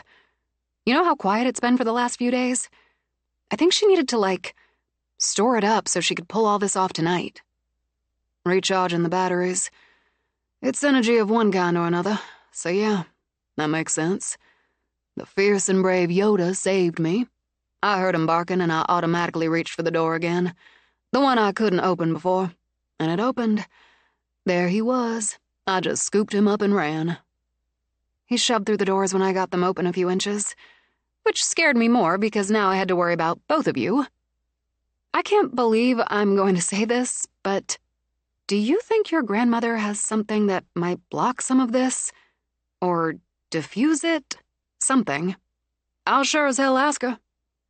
Meanwhile, how do you feel about a sleepover? I feel good about a sleepover. Say my room, since Yoda's bed's already there? You bet. And Cleo, if I get up, start to walk, don't stop me. Follow me. Are you sure? After all this? Positive. Especially after all this. Follow me. Call Trey. There have to be some answers there. Right now, we only have questions. You won't be alone. Cleo took her hand. I promise. Chapter 29. 1916. On this, the happiest day of my life, I become Lisbeth Ann Poole Whitmore. Today I marry my dear and darling Edward. Oh, the sweet little village church can hardly hold all who come to see us take our vows and become one. My dearest friend Dinah, my maid of honor, looks so lovely in her gown. The robin's egg blue suits her so well. I do hope she and my cousin Hugh make a match. And it's such fun to have Edward's little niece toss rose petals down the aisle in her pink organdy. My heart beats so fast as I take my dear papa's arm. I've dreamed of this moment all of my life, but now it is here.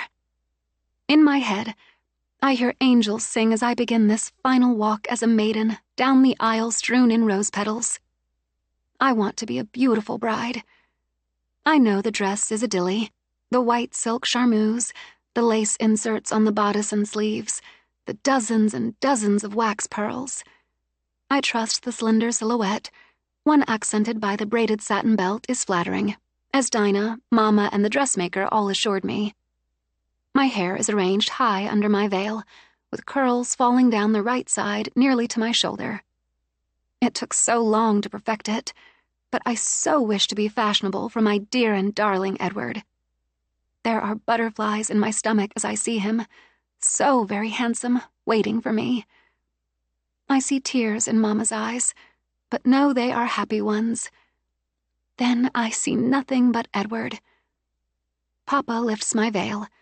He kisses my cheek and says very softly, "I love you, Lissy." Then he places my hand in Edward's. I know I am a beautiful bride, by the way Edward's eyes gaze into mine. The dream I've dreamed so long comes true in the sweet little village church. I can hardly see through the blur of my own happy tears as we walk back down the aisle, husband and wife. And oh, everyone is so frightfully cheery as they toss rice.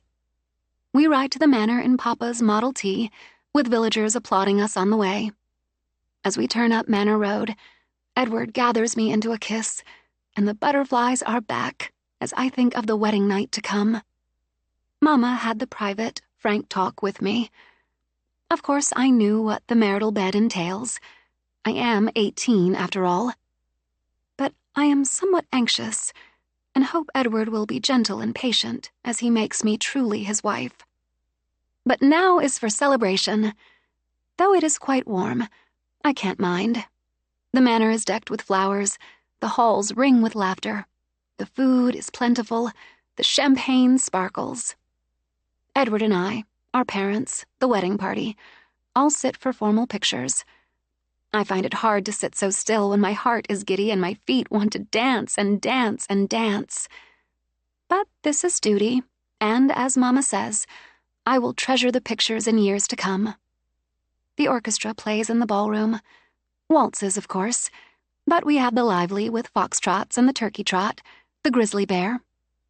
It's all so gay and bright, and I find myself wishing the day would never end. I feel a quick prick of pain near my heart, as if a needle stabbed into me. The anxiety again, I think, and press a hand there as if to calm it. But another stab, and another, and I hear myself shriek as something crawls over my skin.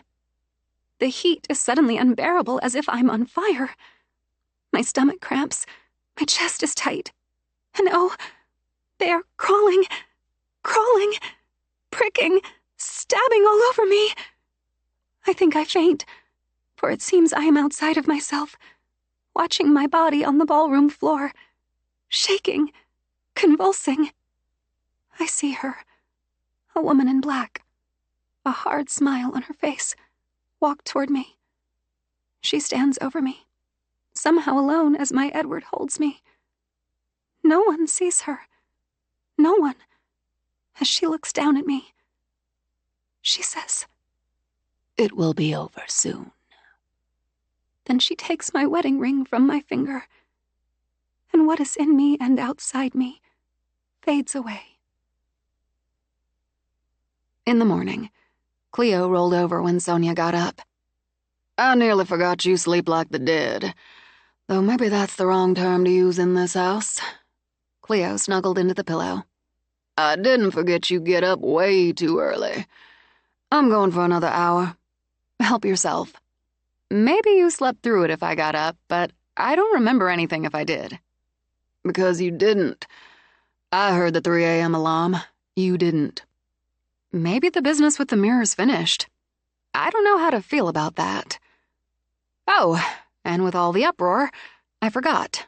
Trey's coming by around 7 to take us to dinner." Cleo flopped over again. "I have to get a man so I can stop horning in on your dates." "You're not horning in. And we plan to finish up our date without you." "In that case, I'd love to go out to dinner. Good night." Sonia went downstairs, got coffee, let the dog out. What was it, she thought, about daylight that made everything that went bump and bang in the night seem distant?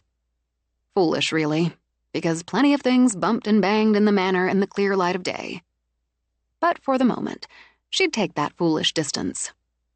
She got back to work on the florist job and made personal notes for what she now termed the event on where she'd want flower arrangements. She looked up as Cleo rapped knuckles on the door jamb. "I'm off to my photo shoot." "God, you look gorgeous." "I do, don't I?" She'd tossed an open white shirt over a boldly red sports bra and yoga pants with a muddled black and red pattern. She'd worked her hair into a thick braid and added the sparkle of studs to her ears. "I really should go." "You really should not." "I'll see you later." "Have Corinne send me shots as you go." Popping up, Sonia rushed to the head of the stairs as Cleo walked down. "Don't look directly at the camera. You're doing yoga poses, but you're not posing." Cleo just waved a hand in the air as she turned to get a jacket out of the closet and kept going. "Don't forget to—" Cleo closed the door behind her, decisively. Clover countered Sonia's muttered curse with the eagle's, "Take it easy." "Fine. Fine. It's all fine." Irritated, she went back to her desk, plopped down, then popped up again when she heard the front door open. "Hey, I just want to say you should—" She broke off. The door stood open, but no one stood there, and she clearly heard Cleo's car driving down the road. As she watched, the door swung shut again. The doorbell rang. Yoda raced down, his barks echoing. "Nobody's there. Come on back upstairs." Doors slammed up and down the halls, quick bullet cracks. The servants' door shuddered and creaked. Though her heart tripped, Sonia strode downstairs to scoop up the dog. "We're going to ignore her, okay?" As she passed it, the servants' door opened, so she heard the distant ring of the call bell. On a spurt of temper, Sonia shoved it closed before she turned into the library. Her tablet played Evil Woman. "I've got that." As the doorbell rang again, she considered closing the library doors, but decided it struck too close to hiding. Instead, she sat down, soothing Yoda in her lap. "Go ahead," she shouted. "Waste your time and energy. I'm not going anywhere. This is my house. You're just a pest that needs to be exterminated." The wind streamed through the room, icy and fierce. It sent Sonia's mood boards toppling, sketchbooks sailing. Overhead, the ceiling pendants swayed like boats in a stormy sea. She clutched Yoda with one arm, gripped the edge of the desk with her other hand as her chair started to lift off the floor. It trembled inches above the floor as her muscles screamed and strained to hold it in place. Then it dropped with a rattling thud, and the air went still. Gathering the dog even closer, Sonia rocked to soothe them both. That pissed her off, and I'm fine with it. Maybe she couldn't quite catch her breath. Maybe the chill over her skin seemed to dig straight into her bones. But she would be fine with it. Stroking the dog, she sat back, closed her eyes. Am I crazy? Am I just freaking crazy to stick through all this? Wouldn't a sane person just tuck tail and go back to Boston? Clover answered that with Helen Reddy's anthem, I Am Woman. Her laugh came out a little shaky, but it was a laugh. Okay, let's straighten up this mess and get back to work. The ordeal distracted her, so the photo shoot slipped out of her mind. When the first file came through, it was a surprise, especially when she opened it. Cleo sat on a navy yoga mat, body twisted into a pretzel, and a goofy, cross-eyed grin on her face. Funny, ha ha. You won't think it's so funny if I use this one. But it told her Corinne and Cleo had joined forces smoothly. In another hour, she started the first round of tests on the florist job. Yoda wiggled out from under her desk and ran downstairs. Now? Give me 10 minutes. We'll go out in 10. Then she heard the sound of the ball bouncing down the hall. Even better, she decided. She had a built-in dog sitter. She took 50 instead of 10.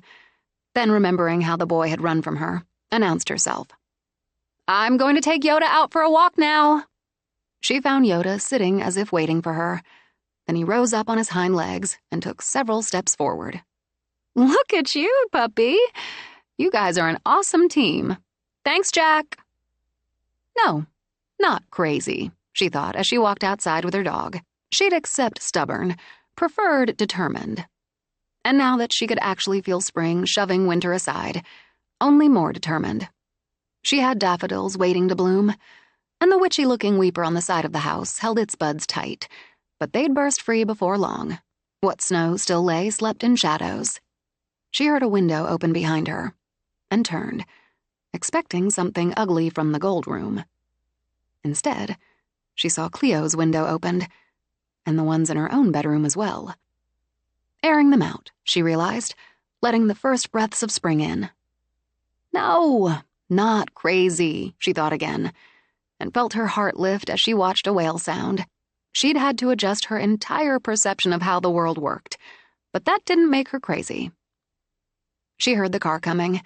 Yoda ran to the walkway, then spun in 2 circles when Cleo's car made the turn. She'd buttoned her shirt, but had her jacket over her arm. What a gorgeous day! It's even warmer down in the village. I saw daffs blooming and some hyacinths. How did it go? Super. Seriously super. She bent to rub Yoda. We finished nearly an hour ago, then grabbed some lunch so Corinne could get me started on our guest list. An hour ago? She's good. So am I. Terrific natural light in the studio. I might try some classes there. And how was your day? Eventful initially. Our resident bitch went off before you'd headed down the road. Slamming doors, ringing the doorbell. Nothing very creative, until she blew a gale through the library. It actually lifted my chair off the floor, with me in it. God, Sonia. It was her clapback for me calling her a pest. She's been quiet since. Clover's hung with me, and Jack played with Yoda. All in all, a typical day at the manor. Oh, and Molly's airing out our bedrooms. Cleo looked up. What a good idea. A perfect day for it. Now, tell me why I don't have the files from the shoot.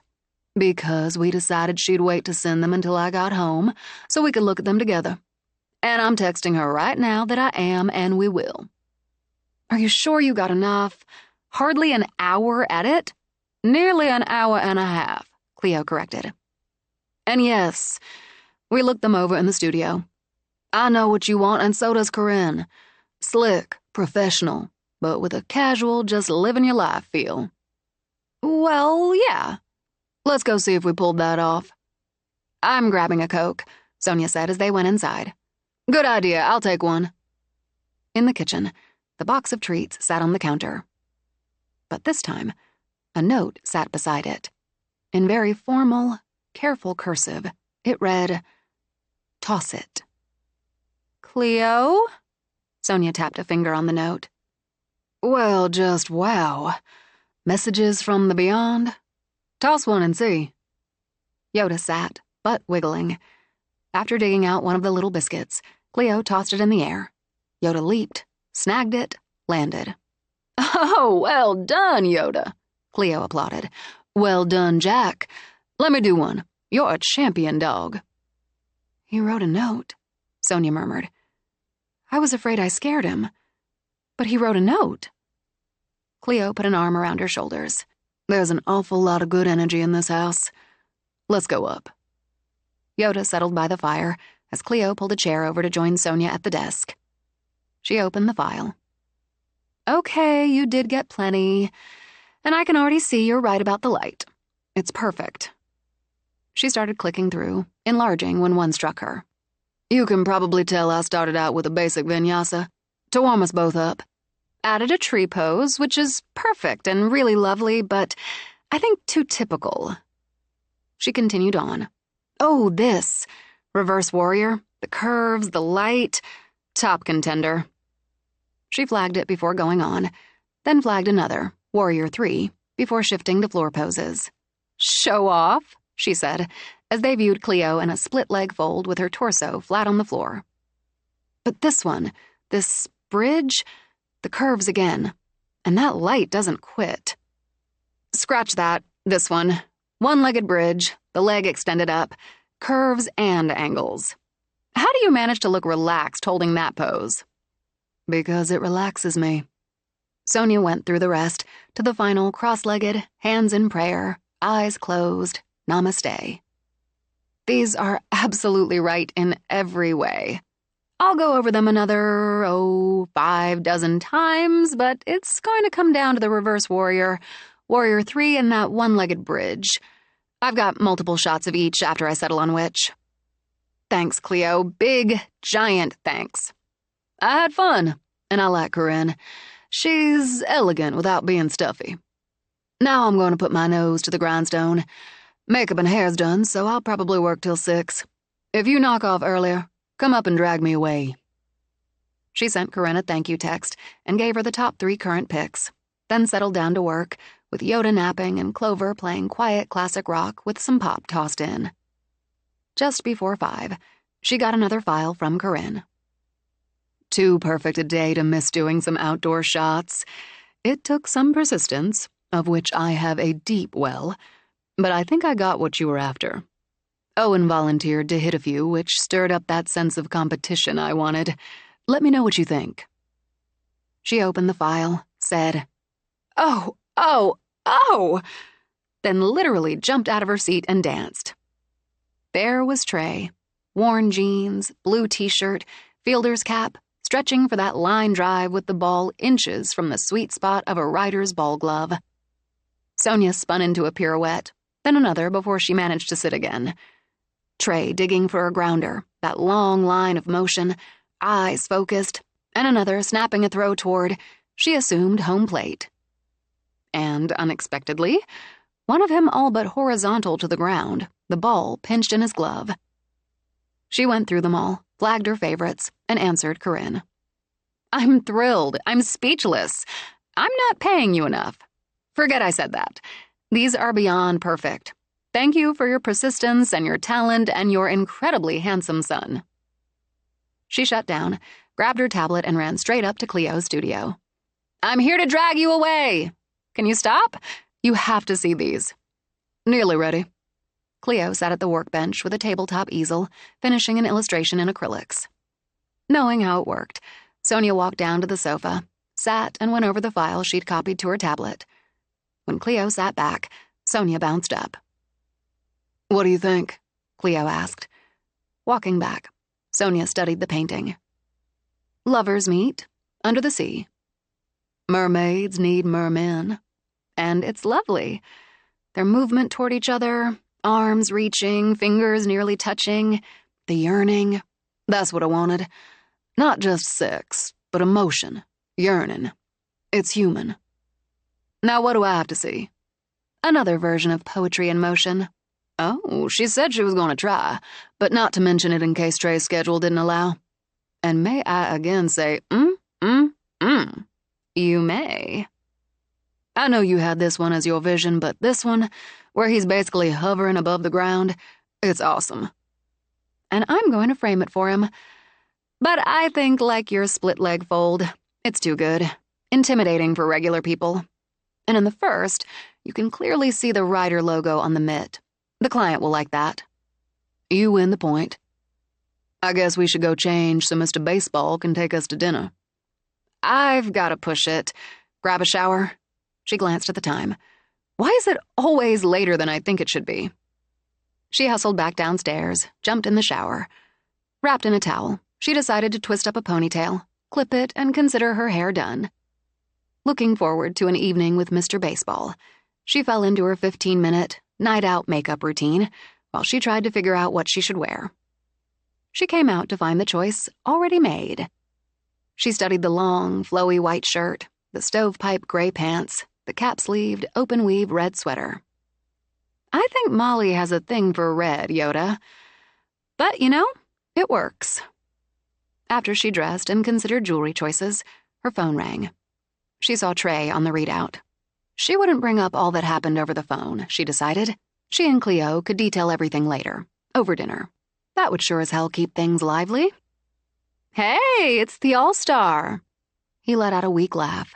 Yeah. Listen, Sonia. Something's come up. I won't be able to make it tonight. Oh, I'm sorry. Are you okay? You're upset. I can hear it. I'm okay. I'm sorry for the late notice. She heard voices in the background, what sounded like a call over a PA. Her heart jumped. Are you at the hospital? Are you hurt? What? It's not me. I'm fine. Your family? No, everybody's fine. It's a client. Jesus, he beat the hell out of her. I handled the divorce just a couple of weeks ago. He got drunk. Nothing new there. Pushed his way into the house and went at her. A lot of good the restraining order did her. Not just upset, she realized. Furious and fractured. I'm sorry, I'm so sorry. Do you want me to come? I can come. Can I help? No, thanks, but they're working on her right now, and they say she'll be okay. The kids ran out to a neighbor. He called the police, went over, managed to stop him before it got worse. God damn it. I've known these people for 10 years. In that moment, all she wanted to do was put her arms around him. Are the kids all right? Did the police have him? Kids are pretty shook, but they're fine. They'll be okay. They can stay with the neighbors. And yeah, he's in custody. I need to stay with her. I don't want her to be alone when she comes out. Her mother and sister are flying in, but they won't get here until 10 or 11. If there's anything we can do, check on the kids, pick up Mookie, just call. Thanks. Owen swung by to get the dog. I just need to stick here until her family comes. And I want to talk to Hal again. Chief of Police, Sonia remembered. I'll get back to you tomorrow. All right. We'll talk then. When she hung up, Cleo spoke from the doorway. I heard enough of that to know something bad happened. One of Trey's clients is in the hospital. Her ex-husband broke in and attacked her. He beat her, Cleo. It sounds horrible. Because it is. How bad is she hurt? I don't know exactly. But he's staying with her until her family can get there. Because it nodded, Sonia pressed a hand to her stomach. A few hours, so she won't be alone. Trey Doyle's not just a pretty face. He's a really good man. He was so upset. You just don't hear him get really upset. Not easily. I've noticed. But he was. Upset and worried and frustrated. And really, really angry. I've never heard him really angry. Come on. We'll go downstairs, throw together something to eat. We'll light a candle for her.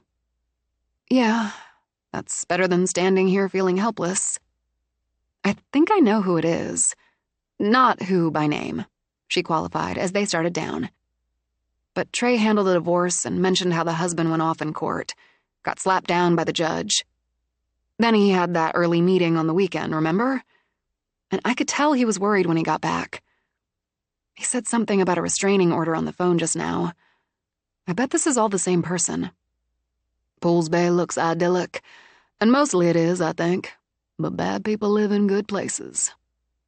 Cleo looked toward the ceiling as she spoke. We sure as hell know that for a fact. I'm sorry this happened to her. I'm sorry her ex-husband's a vicious motherfucker. And I'm gonna say she's lucky to have somebody like Trey looking out for her, making sure she has someone with her when she needs it most. As they turned into the kitchen, Sonia nodded. You're right about that.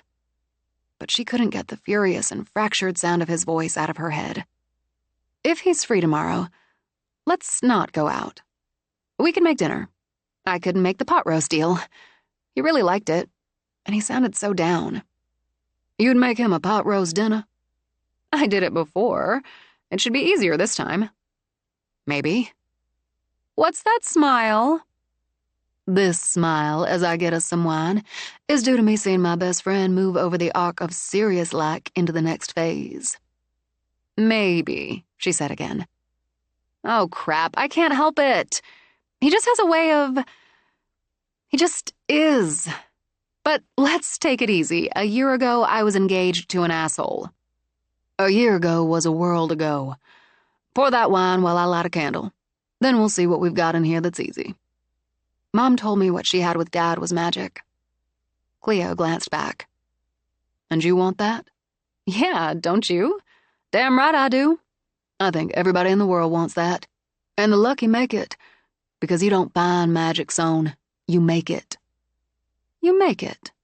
I like that idea. Not an idea, a fact. After lighting a candle, Cleo set it in the center of the island.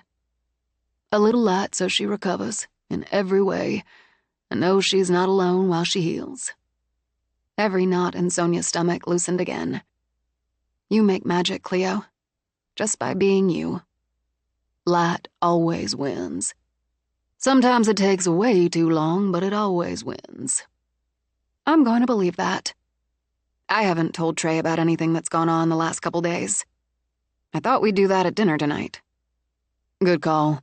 He's got enough on his plate. And we dealt with it. Well, after I lost my shit momentarily, we handled it. You'll tell him later. That's what I thought. I don't want him worried about us, and most especially right now. Cleo sent out another knowing smile. So you can worry about him now. Holding up a finger, she got another candle. This one's for Trey, she said as she lit it. It works. I don't know why it works, but it works. How about grilled ham and cheese sandwiches, and we toss some of these frozen fries in the oven and say screw the vegetables tonight? I say yes. Already comforted, Sonia got up to deal with the fries. I'll feed Yoda, and I further say, let's eat in front of the TV. And watch a tear-jerking, heart-rending but happy-ending romance. Took the thought right out of my brain. But this means jammies. Required. So feed our boy, then make a quick dress code change. There's the plan. Yoda can take a bathroom run while we cook this up, then we all snuggle in. Teamwork, Cleo said as they bumped fists. Chapter 30. Because they needed the emotional hit with the romantic glow at the end, Sonia and Cleo watched a double feature. It included over half a box of tissues and a jumbo bowl of popcorn. As the credits rolled on the second movie, they both sighed in utter satisfaction. This was great. This was all that and more. Cleo dried her eyes again. Honestly, you forget how cathartic a good cry is until you have one. Especially when the final tears are after love conquers all, and you just can't watch and fully appreciate movies like this unless you're with a girlfriend. Men don't get it. Cleo gave another satisfied sigh. I mean, at the end, when she's walking toward the lake and there he is, holding that single daisy. It killed me! Sonia grabbed another tissue for each of them. Oh, that was so perfect. And the kiss, the long, slow kiss with the sun setting over the lake. You're getting me going all over again. Here's a pact. Once a month, girls' movie night in the manor. No boys allowed, except for Yoda. I'm there. Okay, Yoda. Last run for the night. You get the dog, I'll get the dishes. So saying, Cleo blew out the candles they'd brought up with them from the kitchen. I hope Trey's client's okay, and her family's with her by now. As horrible as it is, Son, maybe this is the start of a happy ending for her. She and the kids will get away from him. Be safe. I hope so. They dealt with the dishes, the dog, then started upstairs, shutting off lights as they went. Are you okay sleeping solo tonight? Sonia nodded. Are you? I expect to be out like these lights in 1 minute flat. After what she did last night and today while I was gone, I think she needs some recharging time. We can hope, because I really don't want to lose this romantic movies buzz. But you know where I am. And you know where I am. Night, Cleo added as she turned into her room. Night. It took Sonia barely longer than Cleo's 1 minute flat to fall asleep. Shortly after midnight, Trey pulled up in front of Owen's house. Exhausted in every possible way, he sat a moment, scrubbed his hands over his face. Pool's Bay spread quiet, serene, safe around him. But the hard and mean, he thought, could manage to carve a place even there. He knew Marlo couldn't be in better hands, knew her mother and sister would take turns sitting with her through the night. But he'd never get the image of her bruised and battered face out of his head. Could he have done something differently? Something more, something less, to somehow avoid what happened. Just one damn thing to stop the pain and viciousness before it started. Now a woman lay in a hospital bed, a man sat behind bars. And their children? They'd carry the scars. He'd gone over it countless times in the past hours, searching for that one damn thing, and found nothing. Yet. He eased himself out of the truck, crossed to the porch, then let himself into Owen's house. The TV played some old black and white, where the men wore fedoras and the women had snappy comebacks. No doubt at all, Owen had seen it at least a couple dozen times before. Since he wasn't sprawled on the sofa, Trey knew Owen had it on for the background noise, and to amuse himself with the dialogue he could most likely recite verbatim. Instead of the sofa, Owen sat at the kitchen table he often used as a drawing board. He'd helped Owen demo the wall so the kitchen opened to the rest. Owen liked his elbow room. When Trey walked in, the dogs curled by the fire barely glanced up. You didn't have to wait up. Working on something? But Owen rolled the drawing up, tucked it in one of the slots he had for that purpose beside the fridge, and hit the remote on the TV to shut it off. How's Marlo? Jesus, Owen. In one frustrated move, Trey shrugged off his jacket, tossed it on the back of the sofa. One look at his friend's face had Owen getting up. Hold that. I was going to say get a beer, but you look like you need a whiskey. And a bunk for the night. Sit. Thanks all around. Now I've got to play mom. Did you eat anything? Something fairly disgusting from the vending machine. I got Hot Pockets. No. Seeing a woman beat to shit kills the appetite. The whiskey'll do. Owen got them both a short glass and left the bottle on the table. So? She gave a statement to the cops. Hal ran it all through for me, so I didn't have to ask her to go over it again. He pushed his way into the house, knocked down the oldest boy. the 8-year-old, when the kid opened it. Marlowe came running and he punched her in the face. She went down but yelled for the boys to run, and he kept right on pounding. Kid's right there makes it even worse. Is Zane hurt? He's got some bruises. Digging for his calm, Trey took a slug of whiskey. 8 years old, and he has to grab his little brother and run while his father is calling his mother a whore and beating on her. Motherfucker. How bad is she hurt? 3 cracked ribs, dislocated shoulder, concussion. She's got 2 black eyes. They were worried about a detached retina in the left, but that's okay. Busted her nose, fractured her cheekbone, gut punched her plenty, but they've ruled out internal injuries. Steadier, he took another, slower sip. He tore at her clothes, grabbed her tits, her crotch. If the kids hadn't gotten out and got Bob Bailey, he'd sure as hell have raped her. And I think he might have killed her, Owen. I swear to God. I knew it was bad. That's why I convinced her to get the TRO. But I didn't see this in him. I didn't see it. What the hell were you supposed to do about it that you didn't? I don't know, but I didn't see it. Neither did any damn body. I'll go see her tomorrow, if you think that's okay. If she's up to it. Yeah. Trey downed some whiskey. I think she could use all the support she can get. Wes did good work when he was sober. Owen spoke carefully. I can't say he was ever the cheerful sort, but he did good work. Kept his head down, collected his pay. The last few years, he didn't stay sober. Did half-assed work, picked fights, came in when he damn well pleased. Shaking his head, Owen studied the whiskey in his glass. He got belligerent when I tried to talk to him. I had to let him go. Catching the tone, Trey met Owen's eyes. This isn't on you. None of it. No, not on me. Not on you either. It's on him.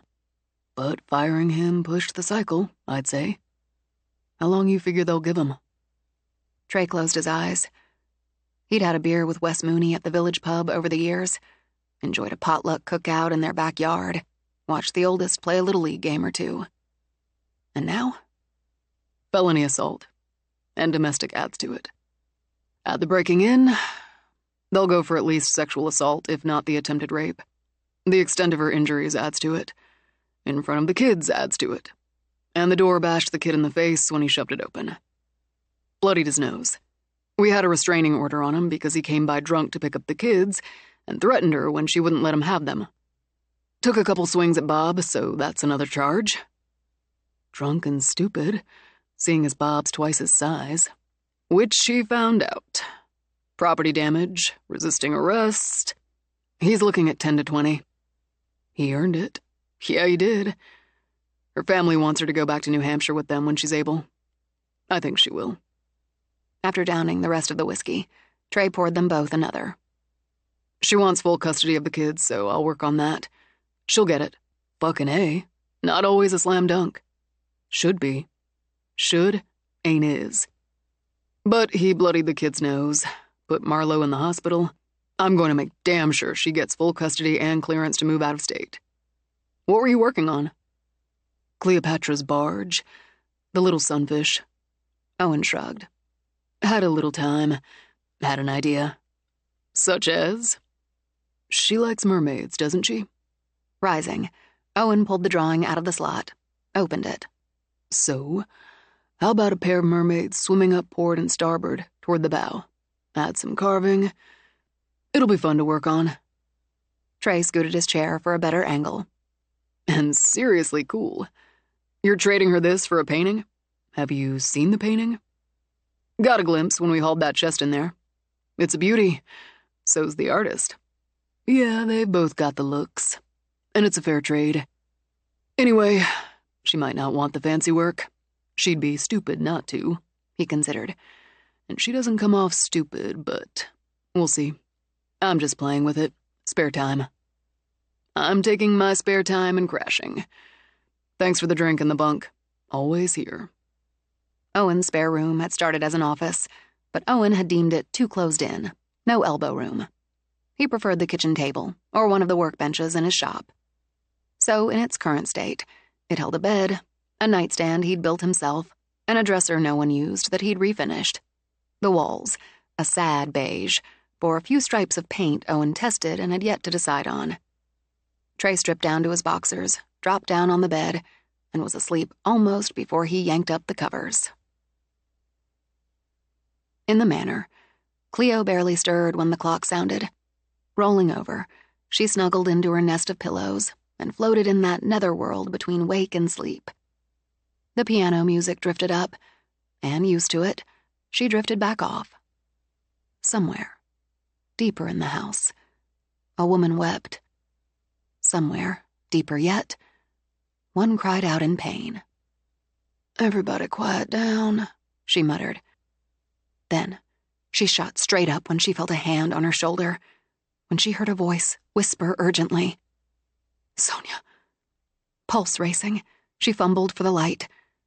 Alone in her room, she rubbed a hand between her breasts so her heart wouldn't just leap out. No panicking, she ordered herself. Absolutely not again. Probably dreamed it, she thought. Probably dreamed it.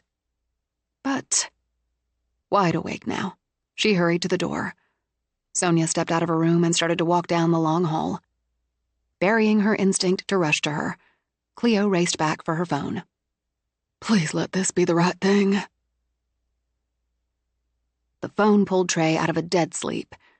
For one terrible moment, he could only think Marlowe had taken a turn for the worse. "It's Trey." "Cleo, Sonia's walking. She said if she did, I should follow her and call you. I'm following her and calling you. I'm on my way. I'm close behind her, but maybe hurry." He grabbed his pants, yanking them on as he went to bang on Owen's bedroom door. "What the fucking fuck?" "Sonia's sleepwalking or whatever the hell it is. Cleo's behind her. I'm going. Getting my damn pants on." They were out of the house along with the dogs inside 2 minutes. At the manor, Sonia approached the staircase and stood as if undecided, swaying a little, while the piano music stilled and the house ticked and settled. Then, she turned and walked past the library, continued on toward the stairs to the 3rd floor. "I'm with you," Cleo murmured. "I'm right here." She heard the weeping woman now, and stopped as Sonia did outside the door to what had once been the nursery. When Sonia opened the door, the weeping became more distinct, and tears gathered in her eyes. "What do you see that I don't?" Cleo wondered. "What do you see in the dark?" She held her phone up to use some light, saw the shadows of the antique crib, the cradle, the dresser, the rocker she remembered. Then she heard it, under the grief of weeping, the rhythmic creak of a rocking chair.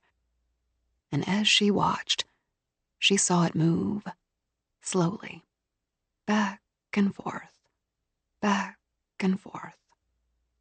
"Night after night," Sonia murmured. "Year after year, Carlotta grieves for the son, so small, who came into the world too soon and left it only hours later." Quietly, Sonia closed the door and moved on. As they approached the stairs, Cleo sent another text. "Going to the 3rd floor." The return text came fast and brief. 5 minutes. "That's fast, all right." "Trey's coming, Sonia, and I'm right here." Cleo braced herself as the walls shook, the floor trembled. On the 3rd floor landing, Sonia again paused. Down the hall to the right, the outline of the door of the gold room glowed red. To Cleo's eyes, it seemed to pulse like a heart. Tendrils of smoke curled out from under the door to crawl along the hall. The scent of it, fetid, carried and soiled the air. "Don't go that way, Son. We're not ready to go that way." The pulsing took on sound, the drum, drum, drum of a heartbeat. "She exists to feed," Sonia said. "And her feed is fear and grief. Night after night, year after year, she gobbles the weeping. She drinks the tears. She feasts on every shiver and shudder of the living for the dead." "Are you awake?" As Cleo started to reach out, Sonia turned left toward the servants' quarters. Now she heard that cry of pain again, and the moans and sobs that followed. Dark closed tight here, and though Sonia walked on, Cleo switched on her phone flashlight to help her see. They went up the short flight and through the door that kept this wing separate. Cleo's skin prickled from the colder air, but Sonia seemed unaffected as she walked, barefoot, toward another door. When she opened it, Cleo caught the smell of sickness, of fever and sweat and vomit. She heard the creak of a bed, as if someone in it tossed restlessly. "Can't help," Sonia sighed it. "What was and is. Can't help poor Molly O'Brien. She traveled from Cove, away from family and home, but found one here. She took pride in polishing the wood and the glass. Help came too late to save her." A tear slid down Sonia's cheek as she closed the door. "Can't help young Molly. Only bear witness." When Sonia turned, walked back the way they'd come, Cleo's heart sank. But Sonia turned toward the ballroom. Cleo followed and texted again. "I think we're going to the ballroom. On Manor Road, nearly there." With the dark so deep that her phone couldn't help, Cleo took a chance and groped along the wall for a light switch. If Sonia woke, she woke. But she wouldn't risk either or both of them taking a fall in the dark. She found a light switch outside one of the anterooms, and when she flipped it on, Sonia simply continued toward the massive ballroom doors. When she threw them open, stepped into the shadows, Cleo switched on the first of the chandeliers. It showered light over the mirror that stood amid the furniture they'd undraped, searched through, shifted. Its glass tossed back that light as the predators framing it seemed to snarl as if guarding what centered them. "What should I do? I don't know what to do. What do you see in there? All I see is us, but God, if it's some sort of portal, I'm not letting you go alone." The cold cut to the bone, and she could hear the pound, pound, pound of that heartbeat from the gold room. Beyond the mirror, the shadows danced, but she feared stepping back far enough to turn on more light. Then she heard the rat-a-tat of Yoda's barking, and the deeper answer of another dog. Trey. Finally. She nearly called out, but she could already hear the racing footsteps. "Please wait, Sonia, just wait." They came up with a racket that steadied her nerves. Risking a glance back, she saw Trey hadn't brought only his dog. "Thank God. It's here. The mirror. It wasn't, but it's here. She made some stops along the way. It's been a journey." Shivering, Cleo hugged her elbows. "It's a meat locker in here." Owen stripped off his jacket, handed it to her even as Trey shrugged out of his own. "Thanks. Should we wake her, Trey? I don't know if we should. She saw things. She said things." As Trey started to drape his jacket over Sonia's shoulders, she said, "I'm awake." Instead of the jacket, Trey draped himself around her. "You're freezing, cutie." "I wasn't. I don't think." "Were you awake this whole time?" Cleo demanded. "Just now. Standing here. I was dreaming, and I don't know. I don't remember. I feel sort of out of it. Do you see the mirror? Is it real?" "It's real." With one hand in Trey's, Sonia reached out to touch the frame. "I'm not dreaming, and we all see it." "Maybe," Cleo rubbed a hand on Sonia's back. "You woke up because we do." "Do you see what's in it?" "Mirrored glass," Trey began. "And all of us." No, I see." "Colors. Movement. Light. Shadows." With a kind of desperate relief, Sonia turned to Owen. "Yes! You see it?" "Yeah." He looked at Trey, at Cleo. "You don't?" "You're both pools. We're not." Cleo lifted her hands. That must be it. My father saw it. Colin saw it. Maybe others too. There are people dancing. I hear music. Way old-timey, Owen confirmed. Bad acoustics, He added. like in a tunnel. It's getting brighter, He added. and the music's louder. It's here. The ballroom. But it's full of flowers and people. Everything shines and glistens. Charmed, Sonia put a hand on the glass. Her fingers slid straight through. Oh, it's warm on the other side. Sonia? Trey took her wrist, drew her hand away. I'm supposed to go. It pulls at me. I need to see. It's part of my inheritance. Do you feel it, Owen? The pull? No. But I see it. And I hear it, so...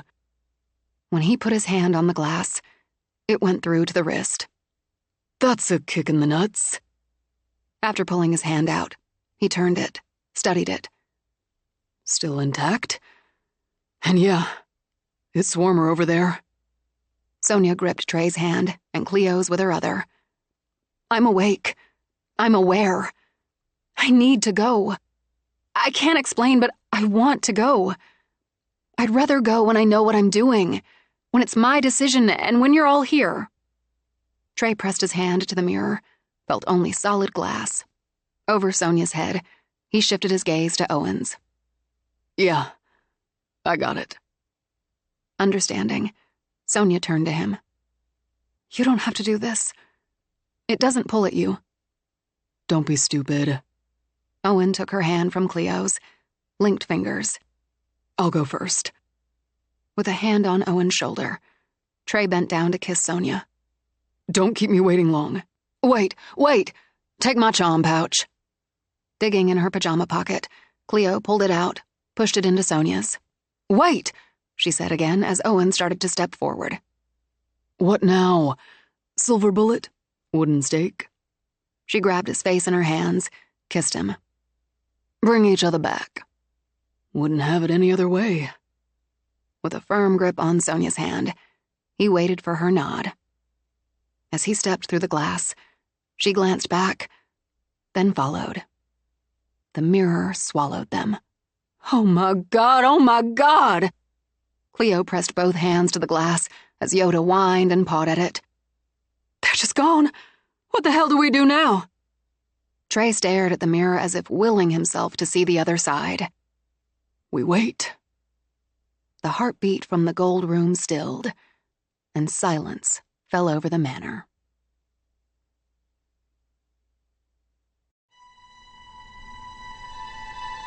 This is Brittany Presley.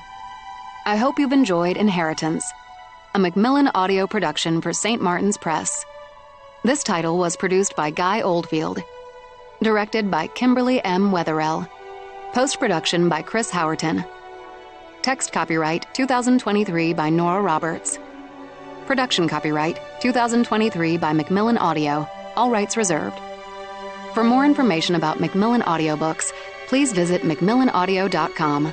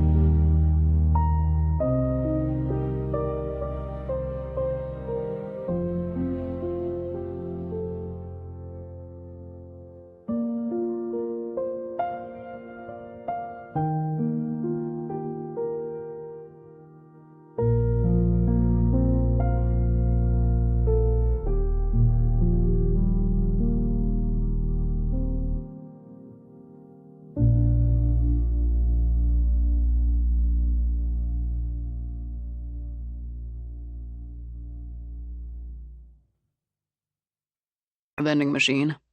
I got Hot Pockets. No. Seeing a woman beat to shit kills the appetite. The whiskey'll do. Owen got them both a short glass and left the bottle on the table. So?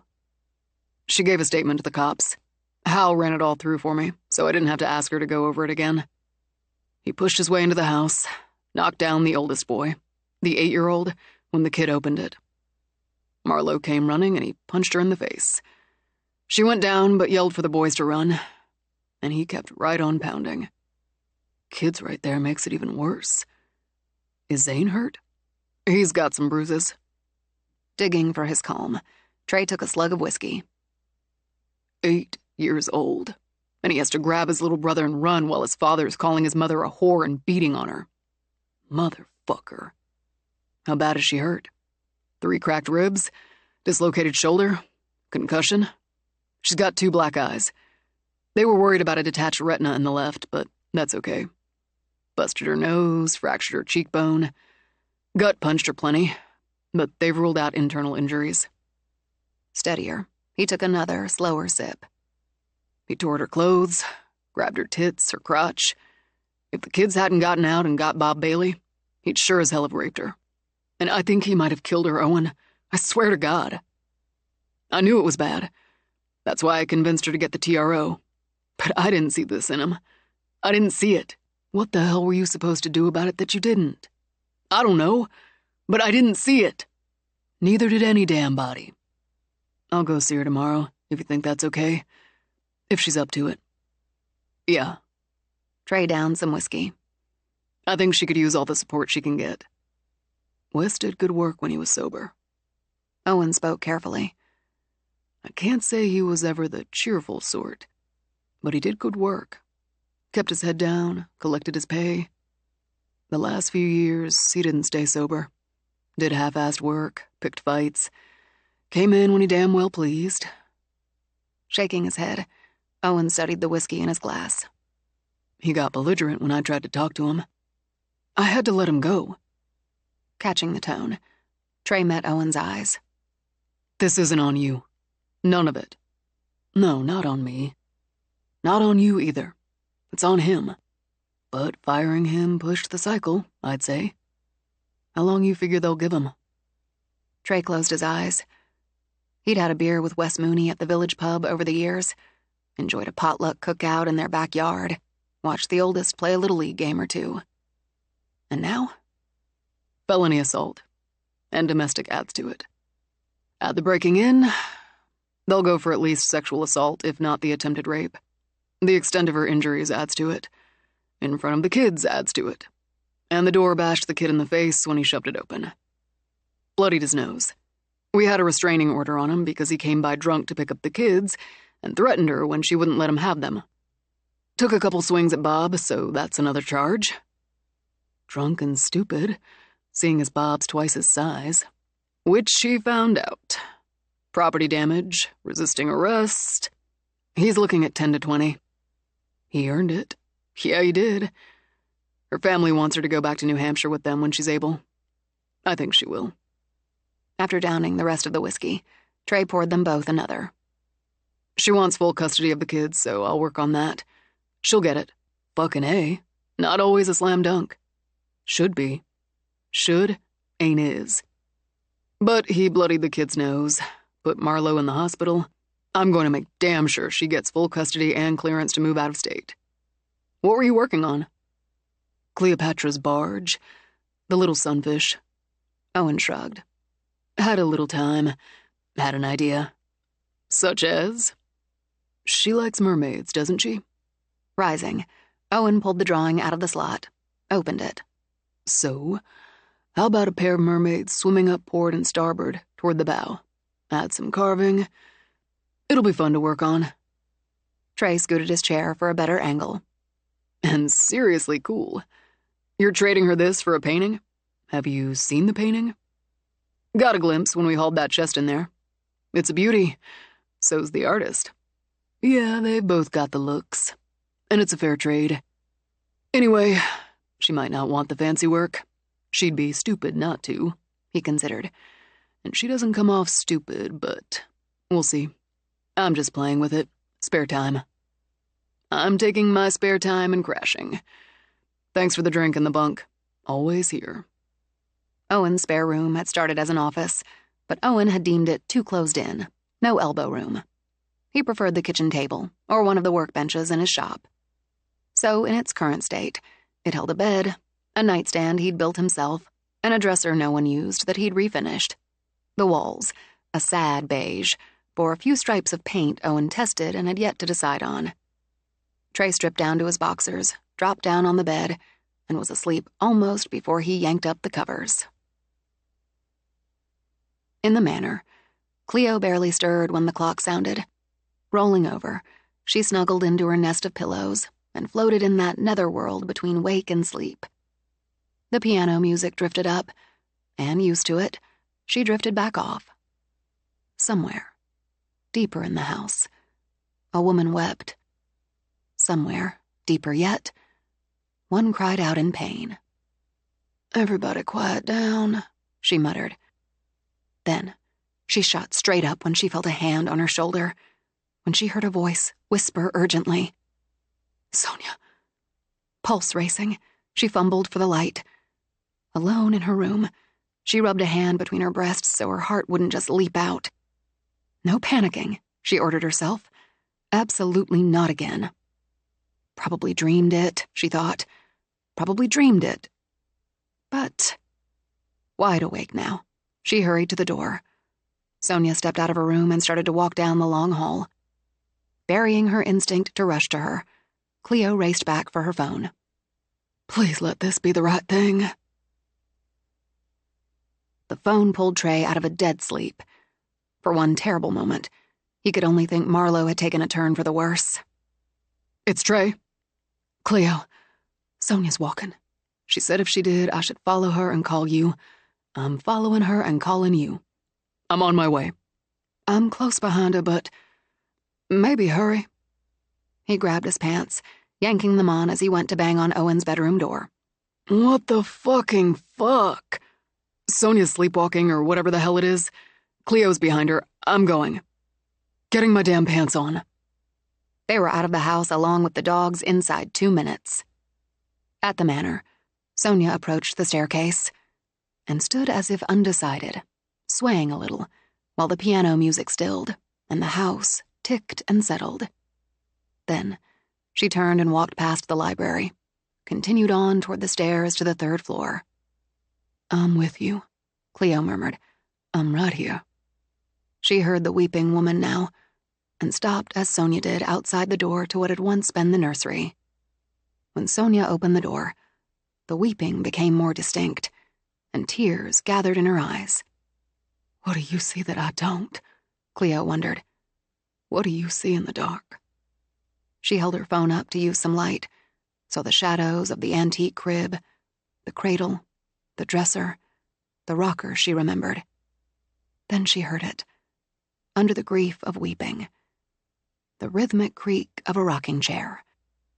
And as she watched, she saw it move, slowly, back and forth, back and forth. "Night after night," Sonia murmured.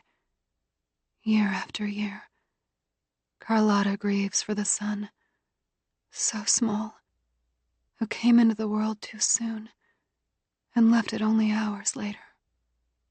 Quietly, Sonia closed the door and moved on. As they approached the stairs, Cleo sent another text. "Going to the 3rd floor." The return text came fast and brief. 5 minutes. "That's fast, all right." "Trey's coming, Sonia, and I'm right here." Cleo braced herself as the walls shook, the floor trembled. On the 3rd floor landing, Sonia again paused. Down the hall to the right, the outline of the door of the gold room glowed red. To Cleo's eyes, it seemed to pulse like a heart. Tendrils of smoke curled out from under the door to crawl along the hall. The scent of it, fetid, carried and soiled the air. "Don't go that way, Son. We're not ready to go that way." The pulsing took on sound, The drum, drum, drum of a heartbeat. "She exists to feed," Sonia said. "And her feed is fear and grief. Night after night, year after year. She gobbles the weeping. She drinks the tears. She feasts on every shiver and shudder of the living for the dead." "Are you awake?" As Cleo started to reach out, Sonia turned left toward the servants' quarters. Now she heard that cry of pain again, and the moans and sobs that followed. Dark closed tight here, and though Sonia walked on, Cleo switched on her phone flashlight to help her see. They went up the short flight and through the door that kept this wing separate. Cleo's skin prickled from the colder air, but Sonia seemed unaffected as she walked, barefoot, toward another door. When she opened it, Cleo caught the smell of sickness, of fever and sweat and vomit. She heard the creak of a bed, as if someone in it tossed restlessly. "Can't help," Sonia sighed it. "What was and is. Can't help poor Molly O'Brien. She traveled from Cove, away from family and home, but found one here. She took pride in polishing the wood and the glass. Help came too late to save her." A tear slid down Sonia's cheek as she closed the door. "Can't help young Molly. Only bear witness." When Sonia turned, walked back the way they'd come, Cleo's heart sank. But Sonia turned toward the ballroom. Cleo followed and texted again. "I think we're going to the ballroom. On Manor Road, nearly there." With the dark so deep that her phone couldn't help, Cleo took a chance and groped along the wall for a light switch. If Sonia woke, she woke. But she wouldn't risk either or both of them taking a fall in the dark. She found a light switch outside one of the anterooms, and when she flipped it on, Sonia simply continued toward the massive ballroom doors. When she threw them open, stepped into the shadows, Cleo switched on the first of the chandeliers. It showered light over the mirror that stood amid the furniture they'd undraped, searched through, shifted. Its glass tossed back that light as the predators framing it seemed to snarl as if guarding what centered them. "What should I do? I don't know what to do. What do you see in there? All I see is us, but... God, if it's some sort of portal, I'm not letting you go alone." The cold cut to the bone, and she could hear the pound, pound, pound of that heartbeat from the gold room. Beyond the mirror, the shadows danced, but she feared stepping back far enough to turn on more light. Then she heard the rat-a-tat of Yoda's barking, and the deeper answer of another dog. Trey. Finally. She nearly called out, but she could already hear the racing footsteps. "Please wait, Sonia, just wait." They came up with a racket that steadied her nerves. Risking a glance back, she saw Trey hadn't brought only his dog. "Thank God. It's here. The mirror. It wasn't, but it's here. She made some stops along the way. It's been a journey." Shivering, Cleo hugged her elbows. "It's a meat locker in here." Owen stripped off his jacket, handed it to her even as Trey shrugged out of his own. "Thanks. Should we wake her, Trey? I don't know if we should. She saw things. She said things." As Trey started to drape his jacket over Sonia's shoulders, she said, "I'm awake." Instead of the jacket, Trey draped himself around her. "You're freezing, cutie." "I wasn't. I don't think." "Were you awake this whole time?" Cleo demanded. "Just now. Standing here. I was dreaming, and I don't know. I don't remember. I feel sort of out of it. Do you see the mirror? Is it real?" "It's real." With one hand in Trey's, Sonia reached out to touch the frame. "I'm not dreaming, and we all see it." "Maybe," Cleo rubbed a hand on Sonia's back. "You woke up because we do." "Do you see what's in it?" "Mirrored glass. Trey began. And all of us. No, I see. Colors. Movement. Light. Shadows. With a kind of desperate relief, Sonia turned to Owen. Yes! You see it? Yeah. He looked at Trey, at Cleo. You don't? You're both pools. We're not. Cleo lifted her hands. That must be it. My father saw it. Colin saw it. Maybe others too.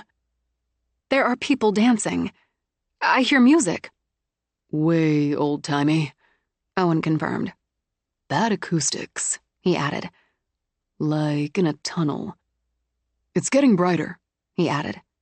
And the music's louder. It's here. The ballroom. But it's full of flowers and people. Everything shines and glistens. Charmed, Sonia put a hand on the glass. Her fingers slid straight through. Oh, it's warm on the other side. Sonia? Trey took her wrist, drew her hand away. I'm supposed to go. It pulls at me. I need to see. It's part of my inheritance. Do you feel it, Owen? The pull? No, but I see it, and I hear it, so...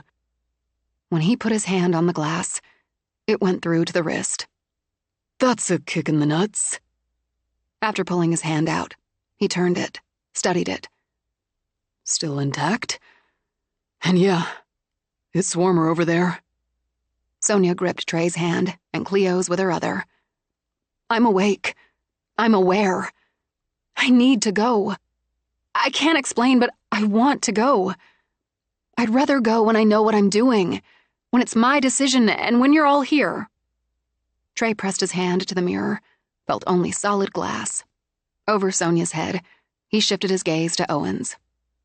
Yeah, I got it. Understanding, Sonia turned to him. You don't have to do this. It doesn't pull at you. Don't be stupid. Owen took her hand from Cleo's, linked fingers. I'll go first. With a hand on Owen's shoulder, Trey bent down to kiss Sonia. Don't keep me waiting long. Wait. Take my charm pouch. Digging in her pajama pocket, Cleo pulled it out, pushed it into Sonia's. Wait, she said again as Owen started to step forward. What now? Silver bullet? Wooden stake? She grabbed his face in her hands, kissed him. Bring each other back. Wouldn't have it any other way. With a firm grip on Sonia's hand, he waited for her nod. As he stepped through the glass, she glanced back, then followed. The mirror swallowed them. Oh my God! Cleo pressed both hands to the glass as Yoda whined and pawed at it. They're just gone. What the hell do we do now? Trey stared at the mirror as if willing himself to see the other side. We wait. The heartbeat from the gold room stilled, and silence fell over the manor.